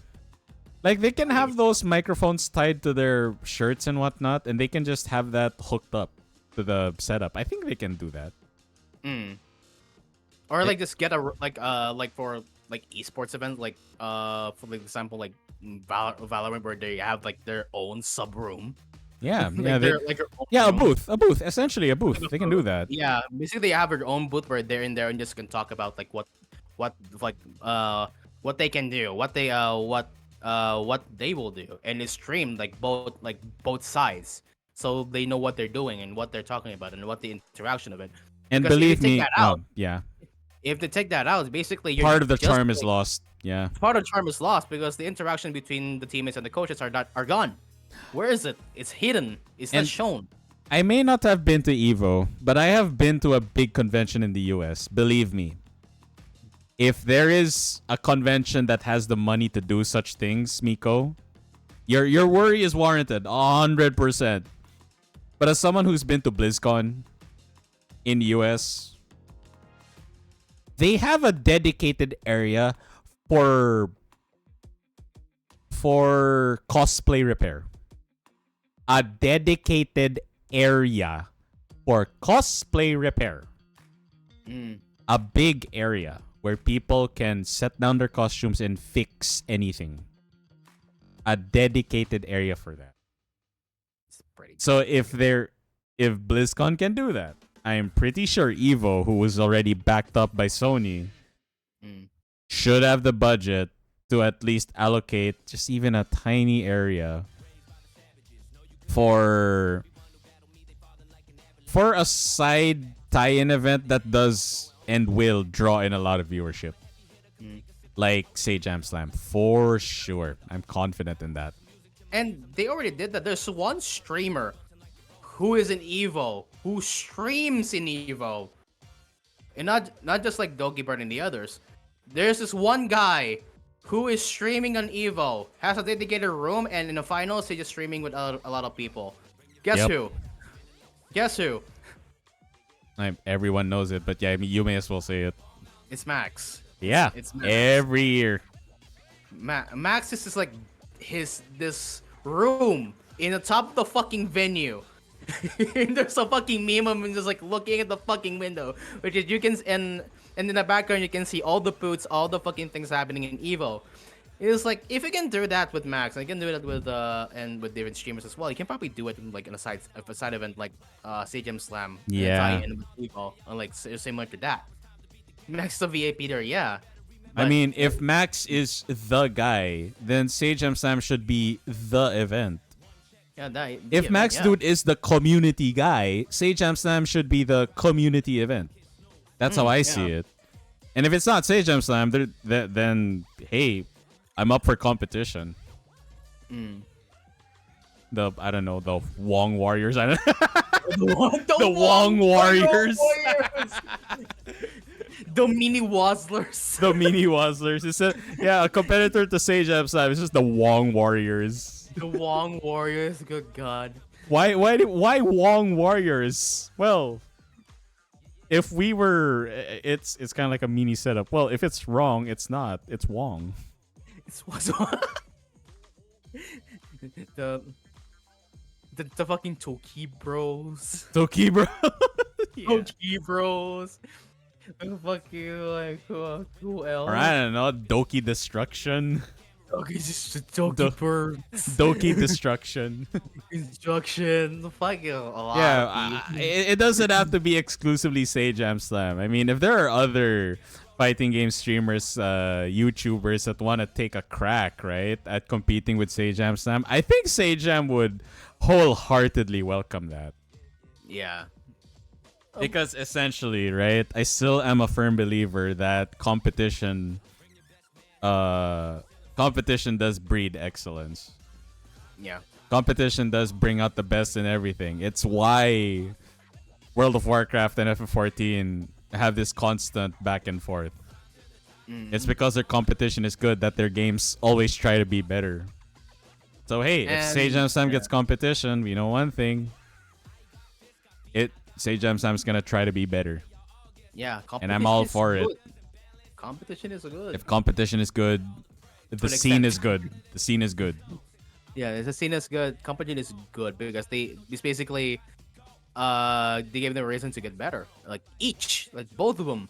Like if there's two events like similar to each other, they're gonna up the stakes. Like what can we do to make our thing unique and not just like this specific thing? I don't know. Probably add something. I don't know. Probably add some stakes to it. Add some money price and stuff like that. I don't know. Basically just like, yeah, show yourself like being like want to like make this thing better to compete with the other competitions. So, yeah, it's yeah, competition is an unhealthy thing, on this. Yeah. All right, and that is it for episode 46 of Shrine Talk. Thanks again, Cyan, for being my guest for today. Thank you for having me. This is a really great. This is a really great thing. And of course, for those who Really? haven't followed Cyan yet, what are you doing? Follow. Uh, Follow Cyan. Hi. Oh, follow. Hi. Follow me. All right. Of course, as I always do on every episode of Shrine Talk, I briefly give the red carpet to my guests. So kindly announce like when you're streaming next and what you're streaming next, or plans for next week, etc. Alright. For streaming, I'm going to try to stream as much as possible next week because I've been busy with life and I've And been streets. like doing a lot of stuff. And streets also.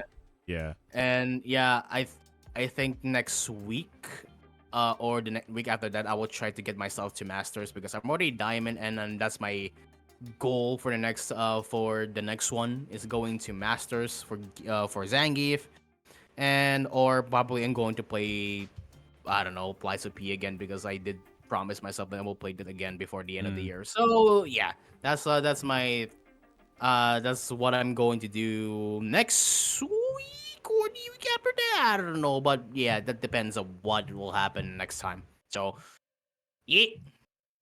All right. Well, as for yours truly, I will be taking the rest of the day off, but I will be on Discord to Bing chill. I'll be playing other games off stream.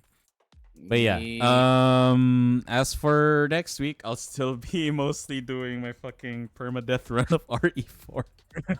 I can't wait for you to use the seed I made. It's a funny one.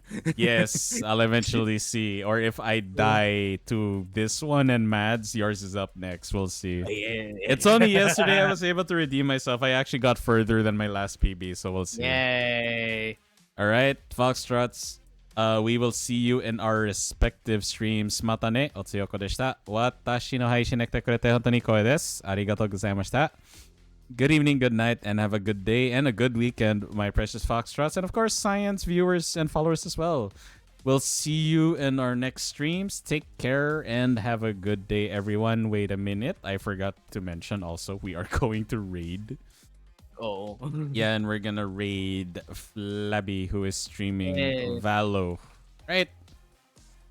Behave and take care, everyone. Have a good weekend. Ciao. Wash your ass. Go. Bye.